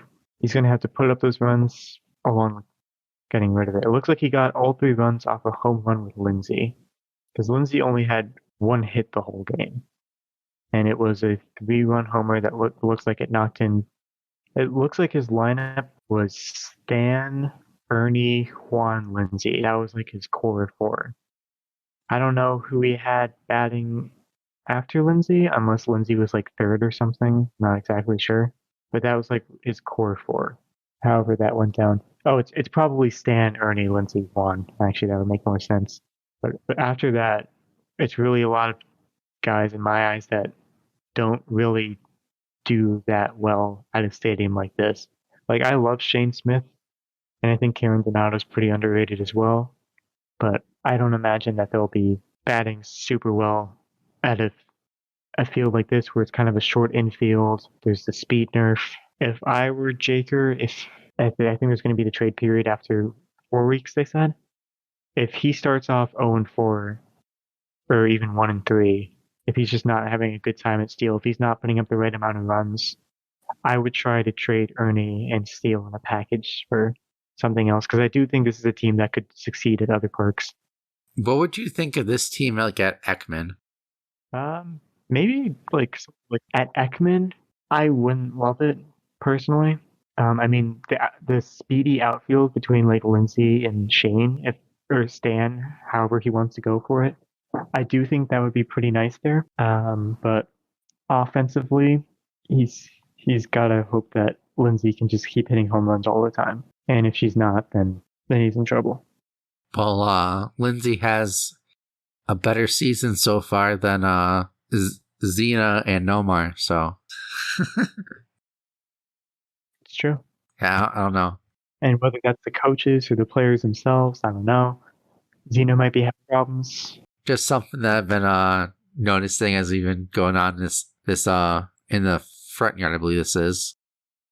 Yeah, it's very interesting to see how that's all been going. And I don't know if you heard about this. This is kind of an insider report, but it was reported on the outside the dugout in that blowout loss that KB had to Rajas. That KB was screaming after Xena when she was running back into the locker room, saying, "Why can't you be more like Xena? And why can't you be more like your brother?" So who knows what that's going to mean for the rest of the season if they're not going to be able to click like that. Oh, interesting. I guess we'll have to see how that unfolds. He's going to deny that, of course, if you tell him, but there are multiple eyewitnesses. That's all I'm saying. But yeah, you ready to look at the Dodgers? Yep, that is coached by Alex. At Playground Commons, you got Ken Griffey Jr., Courtney Valentino, Parker Collum, Christina Beatty, Holly Franklin, Luann Louie, Scotty Roth, Jerry Mahoney, and Stacy Gordon. Just from quickly looking at it, I really like this team. I really love this team, especially at Playground Commons. I think this is built so well. You got two incredible power hitters. You have a lot of guys that can just get on base pretty well, like whether it's Luann hitting her bunts or grounders or Courtney Valentino just getting on base because she's good at baseball. And then like a lot of good, decent value like down the line as well. Okay, you have really good pitching depth. You got Beatty, you got Luann, you got Jerry who can pitch. Courtney's a really good outfielder when she is paying attention and not doing gymnastics in the outfield. Of course. Yeah, Parker Collum, Iceman Parker Collum is really solid pick, and you got Griffey. Yeah, the first four are really good. Mm-hmm. Holly Franklin, I forgot about the Lisa clone. Even Holly can pitch, but yeah, defensively, I think you kind of got a lot of pitching. Jerry, I'm wondering if Jerry's either going to be pitching or Jerry's going to play second base. It looks like from his first two games, he's just had Jerry as a pure batter, second baseman. Most of he has Christina Beatty pitching. That makes sense. And then it looks like as a reliever, and I think that was just in the first game, he used Luann Louie against three batters. So it looks like Luann would be his relief pitcher, for which I imagine with 100 stamina pitchers such as Christina Beatty, I don't imagine that would really be the situation. Of course, in our game, that second game, there was a disconnect, so any stamina that was drained just went right back up. So relief pitching never really became an issue for him.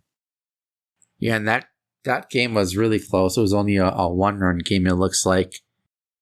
Yeah, I started off 2-0 with a Zenon 2-run home run, and then as soon as we came back after the disconnect, I had to walk Jerry, I believe it was, to even everything up. And then Parker went right after, and the first pitch after the disconnect just hit one that a slow ball I put in the corner that caught just a little bit too much and just yanked it right into left field, tied it 2-2. And then I believe there was an error from it's not counting it, but someone I had to hit that one to left field that I was just able to turn into an RBI from whoever that was. Oh, I think it was Butch.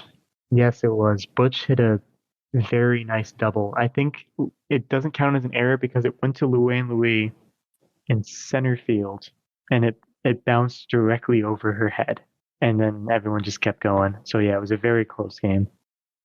Yeah, I'm guessing that you probably have an outfield of Courtney, Luann, and Stacy. Or is Holly in the outfield? I know Luann was definitely in the outfield when I played him. Courtney, I think Courtney might have been shortstop, and then Holly was in the outfield. I could be wrong on that, though. I do think that Stacy was in the outfield with them. Because the one thing is that if you don't have Jerry at pitcher, both Parker and Jerry's best defensive position is second base. So you kind of have a problem there, but you're hoping that both of them hit home runs and worry about defense later. I'm now that you mention it, I really don't remember what happened because I'm seeing that now. He had two second basemen. I don't remember what he did to compensate that. One of them might have been right field, possibly Jerry because of his high coordination and a little bit of a better eye. Yeah, I'm wondering if you hide somebody at home in left field. I think that's what he ended up doing during our game. So yeah, maybe not necessarily the best defensive team, but I think what makes this team look so exciting is just the full-on offense that was put into it, with a lot of great pitching options as well in case Christina needs a break. Yeah, I think this roster is really, really suited for online. Yeah, absolutely. And I think that I think he just ran into two really good players. And I think that as the season goes on, he'll get really accustomed to this team and we'll definitely have a shot to get one of those last playoff spots. I think he'll be in the kind of like 5th through 8th range. Yeah, absolutely. I'm definitely rooting for him to make a wild card appearance. I think he's a good coach. A lot of close games that don't always end up going his way, but I think if he figures out how to make do with defense with his team, I wouldn't be surprised if after the trade deadline, Jerry's gone. Yeah, somebody's gonna want the pitching. Yeah, I mean pitching with a possibility of a pretty good bat.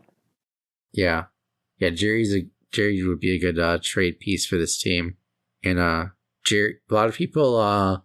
Jerry has a pretty big bandwagon and fandom. So Really? yes. I usually just kind of call him Patrick Mahomes whenever I'm talking about him. Well, Patrick Mahomes just lost. So what do you got to say about that? Well, Jerry Mahoney lost too. Sometimes great players just lose. Yeah. I quite enjoyed the Chiefs losing. That was great. Oh, me too. Me too. Well, which team are you a fan of? I'm a Packers fan. You sounded Midwestern to me. I was going to ask that. So, are you are you a Wisconsin resident? Yes. Sadly, I am. My mom is actually from Wisconsin, so I go up there a decent amount. Oh, nice. So I'm very hearing the accents, but yeah, they're kind of like the secondary home team to me that I root for to do well. Oh, nice.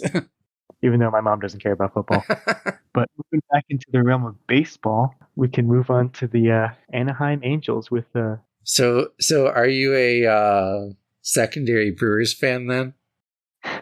yeah, when they made playoffs, I was rooting for them to make it. I'm in the New England area, so I root for the Red Sox. So they didn't make playoffs. So I was like, whatever. I hope it's like the Rangers or because they never wanted or the Brewers, and Rangers won, so I'm happy about that. As long as it's not the Astros or the Yankees, I'm happy. Nice. Next up, we got the Anaheim Angels and Visery also at Playground Commons. And Visery has Sher Reynolds, Kathy Wolf, Kay O'Toole, Yvonne Carter, Uma Morris, Randy Uno, Artie Pimpleton, PJ Sharif, and Jody Palmer. Now this team kind of seems a little bit more RVBL kind of style to me, especially with Kay and Kathy and Yvonne. But the top 7 players are really good in my opinion. I think this team is and even PJ, for that matter. I think with the line drive boost, I think PJ is a slightly better player now. And I think to nobody's surprise, Visery drafts another great team. Definitely a little bit more offensive than what I remember from what he had last season. And I don't know if I'm just saying that now because he's already made a splash on offense from that first game. But I mean, I still remember Visery from that first season I played him when he was one of the top seeds in the division, just scoring a bunch of runs all the time. And that is exactly what I'm expecting out of a team like this. I do have to say though, I'm very disappointed that he has 2 triplets on this team between Cheryl K. Yvonne and Kathy Uma Randy. That's making me really dislike this team. What do you have against triplets? It's okay to have if you're like Lil Waz and you're going for just all the blonde generics. I get that. One team of lookalikes, but you're going for 2. completely playing for trickery on that part, and I just know it. You're looking in the outfield like, oh, who is that? Is that going to be Kathy or is it going to be Randy? Or you see someone like, oh, that must be Randy. Then you see him take off. So I think if you're going to go for triplets, you got to have 3 sets of them. So I think you need to trade two of RD, PJ, and Jody to get the generics that match up like that. If he has 3 sets of triplets, I will be rooting for this team to win the whole thing. Because that would just be perfect. That would be perfect. If there's 3 sets. I think probably trade Joni to Lil for. Does he have anyone that's any non-blondes on his team still? We're checking. I'm checking. He has. Ooh, I don't know if they're any the same. Actually, no, different hair color. Never mind. So close. He could trade with someone else to either get him. Well, if he wants to keep it all girls, he would have to trade PJ and Artie for 2 other blondes, but he'll be in competition to get those. Yeah. But besides of how this team looks for how it plays, I suppose I could talk a little bit about that. Yeah, I mean, he has Cheryl as the big bat. Uma's a pretty nice power bat too as well. I imagine she'll get her fair share of home runs as well. According to the stats, it looks like Jody Palmer hit a home run. I missed that game. I don't know how on earth that happened. I think it was a liner that went just over the fence in left field, if I remember correctly, from what I saw in the chat. Did you watch that game? I saw the clip, and it was, I think, line drive, and it just barely got over the fence. But still, Jody Palmer hitting a home run just doesn't seem right. It doesn't, but I'm sure we're going to see a lot more of that going forward. But probably not. This is a very big small ball team. And at a place like Playground, that can be a little bit surprising, maybe. Because if you're hitting kind of when last season, like a line drive was probably going in the range of exactly where all the outfielders would be standing here. But as we've talked about before, there is the line drive buff. So maybe these ones are going either right to the fence or right over them. We'll just have to see. I mean, he got 12 hits in that first game. See if he's able to keep up that just kind of offensive explosion. Yeah. Cheryl Reynolds is a really good power bat. Uma and Randy has some good secondary power. Kathy and Kay, really good speed and arm combination, and pretty good bats. And Yvonne is a all around player. Got increased height, the 3 height, and a really good pitcher. And then Artie and PJ are really good outfielders. This team is really, really good on paper, and I'm excited to see how many runs this team can put up. Yeah, absolutely. I agree. Looks like we've got 2 more in the Front Yard League. Yep. Got the Tampa Bay Devil Rays. And Maria Luna fan, sadly, doesn't have Maria Luna. Yeah, that's the one. I think even last season, Maria Luna fan did not have Maria Luna. Can you call yourself a fan when you did not draft Maria Luna? I don't know about that. I think if Freak wins this whole season, he should change his name to Nomar Garcia Para Lover 55. Or fan, sorry. He's going to draft him every season anyways. Or find a way to trade for him. He does it every time. Maybe that would be a good thing for like April Fools or something like that. That would be pretty good. Yeah, the one thing is that the names are kind of a little bit hard to read here with this font. But you got Henri Deschennes, Alex Rodriguez, Rachel LaBuena, Pudge, Ronnie, Sheila Basanti, Paco, Olga, and Esther French. Yeah, this team has a handful of just kind of difficult to pronounce names, and then you got Alex and Ronnie. But a lot of generics with a bit of a twist of the name. I'd like to call this the French Devil Rays if it were me. Ooh, this team has a triplets, and they're girls. Yeah, but it's only one, so it's fine. No, this team, you trade. Oh, I see what you mean. Sheila, Olga, and Esther for PJ and Jody. Yeah. This would absolutely be winning that trade. But still, that would be perfect. It would be. He could make a move for Rachel LaBuena, but I don't know how we'd be able to get any of his lower ones for him. You gotta find somebody that has three of the same with the like 6th or 9th round picks. I think he can get it done. I believe in him. He should actually totally try and get Murray Goldman from who is a Jaker, or Scotty Roth from Alex. Then he can start building on the Artie Pimbleton. Oh wait, wrong hair. Never mind. Ignore me. They all have the same face. It's not enough. But enough of getting Vis's perfect triplet team. Got some pretty good power hitters here. I mean, you got Henry, who's also arguably one of the best players in the game. Top 4, I think, without a doubt. Rachel LaBuena made a huge splash last season on KB's championship team. For anyone who didn't know who she was, they definitely remembered her after that. And then Ronnie Dobbs. If you've never seen Matt play, you've never seen a better a slugger. I mean, you got one height. That's probably the only other one height player in the game that can go yard. A pretty fast team too, though, which is very surprising, especially between the 6th, 7th, and 8th round picks. You're looking at 3 7-speed players. I mean, if Person's team wasn't here, this might be one of the fastest teams in the whole league. Rachel LaBuena really being the one to bring it down, and Ronnie. Actually, kind of that whole middle pack, Rachel, Yvonne, and Ronnie. Not some pretty bad arms, but Olga, Paco, Rachel, and Sheila's okay, but could definitely see that becoming a problem in the field. And looking at the stats from these first 2 games, Maria Luna's Rays have 9 errors in 2 games, and it is pretty evenly split with 5 and 4.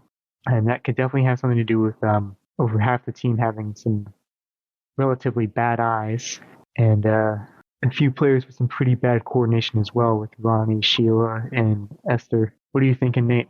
Yeah, I think this team has some really good speed outside of like Pudge and Rachel and Ronnie. And Esther. That's like more than half the team have good speed, but then the bottom 4 or 5. Yeah, I think this team is like you have to use your speed, and then you have to hope that Rachel, Ronnie, and Henri are hitting home runs. Yeah, absolutely. To decent defense, I think that it probably would be a little bit better defense if you have Esther pitching and then Henri at like 3rd or shorter in the our center or something like that. Mm-hmm. Interesting. One thing that would be interesting is like, where do you put Ronnie and where do you put Pudge? Because I know that some people would think that to put Ronnie at catcher, put the one height sometimes scares people away, and Pudge is a pretty good catcher. That's a great point. I'm really not sure, but that looking at this team, yeah, it looks like there's a lot of room for players to make errors. I think, or just kind of let up dumb defensive plays. A few positions seem to be overdrafted, such as the catcher. I imagine at the trade deadline, you won't be keeping both Ronnie and Yvonne. Yeah, I think that some of like the late round, I think they could trade some of like this team could use like a late round arm, like a Chad Koppel or a Kowalski. I think the biggest problem, what I'm realizing right now, is that he has both Paco and Olga, which are the same exact player. Yeah. That's why I think like if they had like Chad instead of Paco or something, I think this team would be a lot better. Yeah, for sure. I think if you trade Ronnie and Paco for someone like Chad or just someone who's a little bit better as a fielder, you still have enough offense to make it work. And I mean, if you're trading for Paco, you really can't get much worse with offense.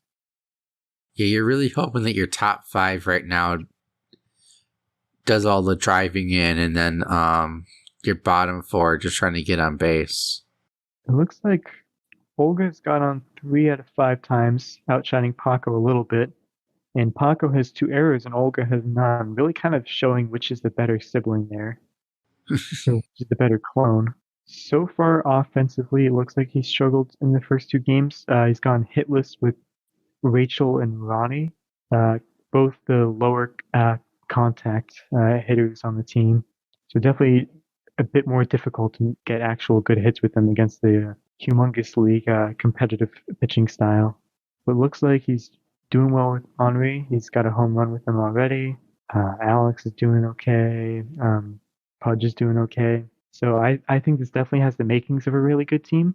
I think that the blowout against Orlando was tough, but he made it a close game with JY. He's got a few tough games coming up, Freak and Vis, but he does have the home field advantage, so see what he's able to do with that. But yeah, overall, I think definitely the makings of a wild card team. I think you just got to trade the right players as soon as possible and win one of those home games. Yep. And now moving on to the last team in the Minnesota Twins is Epstein. At Cement Gardens, you got Marilyn McDonald, Sarah Maxwell, Alicia Blakely, Amanda Hellerman, Tony Delvecchio, Carlos Beltran, Rachel Cullen, Chad Koppel, and Reese Worthington. You got Jeter clone, you got Bonds clone, Mo Vaughn clone, Randy Johnson clone, Amanda Hellerman falling to the 4th round. I think that's a really good steal. And Tony going to the 5th round. That's a really good steal. A lot of players were getting drafted out of position by the 4th and 5th round, it seemed like. Or at least, according to the preseason rankings, which are take them as you will. So I think this team has got a lot of value in it, especially and Chad going in round 8. I think that's a really good value there. Absolutely. So this team has a lot of good players, especially the round that they drafted them. Having Jeter and Bonds clone, that's a really good left side of the defense. Whether you wanna put them between short, left, and third. I mean, pick two of those three, and you probably could put Beltran at like short, and then between Beltran, McDonald, and Maxwell, you have your left side of your defense pretty set. Yeah, I imagine Maxwell or Maryland is in left field, and whichever one isn't is at shortstop or third with Beltran at the other. Tony Delvecchio probably at home. Yeah, and you have Randy Johnson clone pitching, Tony at catcher, Rachel at first. What about Alicia Blakely? Alicia's at first. Raquel. Oh wait, actually, I forgot about that. Actually, that's good. It's a good question. Raquel Cullen. I mean, Raquel's good. That's the Tony Gwynn call. That's good enough to be a right fielder, I think. I guess the other thing is then, who do you have Reese in center? Well, let's see. You got Reese and Chad Koppel. So Chad's at second base when they're not pitching. I think that's probably good. Oh, an 86 arm at second is a little bit of a waste, but that just is what it is. So maybe you put Chad in right field. And then put Raquel in center? Or do you put Chad at third base and then have like maybe Beltran in center? You could definitely do Beltran at center. I know that's what Freak did with his team last year when he had, I believe Beltran's clone was Ingrid, and he was not a fan of that because of the 29i. But it's nice to have tall outfielders. Well, it's nice to have tall fielders everywhere, I suppose. So you got a little bit of playing around, but you got some flexibility with what you can do there. Yeah, I really like this team. If it were me, though, I would dump off Reese as soon as possible. I'm sure there's someone on the waivers who's better. Reese is decent in RBBL, but in online, really, really useless in my eyes. Yeah, I think Reese is one of those characters that's like either you really like him or you really hate him. And I'm definitely leaning a bit more towards the not liking them area. Yeah, I have this. I'm too much IRL like Reese, and I really don't like it. That's understandable. Reese, I love Reese in backyard soccer, and in backyard football as well. But baseball, I stay away from as much as I can. But I don't mind. I think the attitude of Reese is worse than the actual stats. No, I agree. Reese absolutely has the wrong attitude. Maybe not the best thing you want to bring into the locker room. I don't know, but that's every other coach's problem. But yeah, definitely the makings of a solid team. I think. I love the arms. I love Love the core batters that he has between Alicia, Sarah, and Marilyn. Starting off 1-0 doesn't hurt at all. See what Epstein's able to take away with this. Yeah, and I think that Epstein last season pitched really well, and he's got the Randy Johnson clone, so I'm looking to see a lot of low-scoring games from Epstein. So I think it's kind of going to be similar to what I said with Jaker's team. I think that kind of like that 3-4 run barrier is kind of going to be a key thing to look out for with this team. Yeah, no, I absolutely agree. Yeah, but I think that's all the teams in the Humongous League. Do you have anything else to share about or predictions about like World Series predictions or anything else about the Humongous League that you want to share? Let me take a look at the divisions real quick. Backyard division, a lot of good competition in there. I think one of the teams I'm very excited to see is Matt's Padres, starting off 2-0 already. I mean, I just absolutely love that Sosa Mark McGuire combo, and I think it's gonna be very scary to play against. I'm glad I'm not in that division. I won't have to go up against it. I like my team. I also really like Freak's team. Orlando's coming off strong very quickly.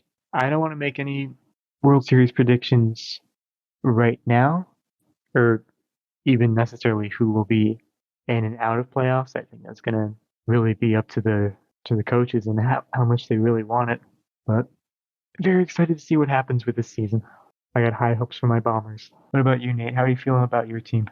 I think that we're gonna do okay. We're gonna try to make the playoffs again, and we're gonna keep memeing and trying not to just try to have fun and hopefully make the playoffs, and hopefully hit some home runs and have some fun with the hall monitor.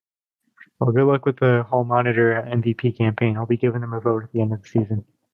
Yeah, hall monitor already has 2 hits on the season, so that's already has more hits than I had with Ivan King last season. So it's perfect. In 2 games, already has more hits than I had with Ivan the entire season. So that's just going to go to show how many he's going to hit the whole season. I think small sample size, but I got faith in him. I just got to make sure that Walter has more hits for me than Heidi does for CRK in the Junior League. Because I don't think I'll be able to live that down. So we got to work it out for us in the kind of the meme war. Yeah, no, that makes sense. And never forget that the hall monitor has more hits combined than Nomar Garcia Parra in Xenophone. Facts. I'm just going to stay that way the whole season. Don't let anyone forget it. That would be pretty incredible. I think with that's gonna do it for this Humongous League preview. Maybe as we get into like the All-Star break or something, have more of a playoff prediction / World Series prediction at that point. But thanks so much, Heinz, for joining me on this episode, and see you guys next time. Hopefully, with a RBBL recap, because I know it's been a few weeks since we've been able to touch base on that. And then hopefully get back in the swing of things with more of the standard recaps as far as the BBOL goes, as far as that's kind of like the podcast schedule, so to speak. So also, if you would like to be a guest on the podcast, please message me on Discord if you are interested in coming on. And that's gonna do it all for us. And see you guys in the next episode, or possibly on the Twitch channel for the next match of the week. But that's going to do it, and we'll see you guys later.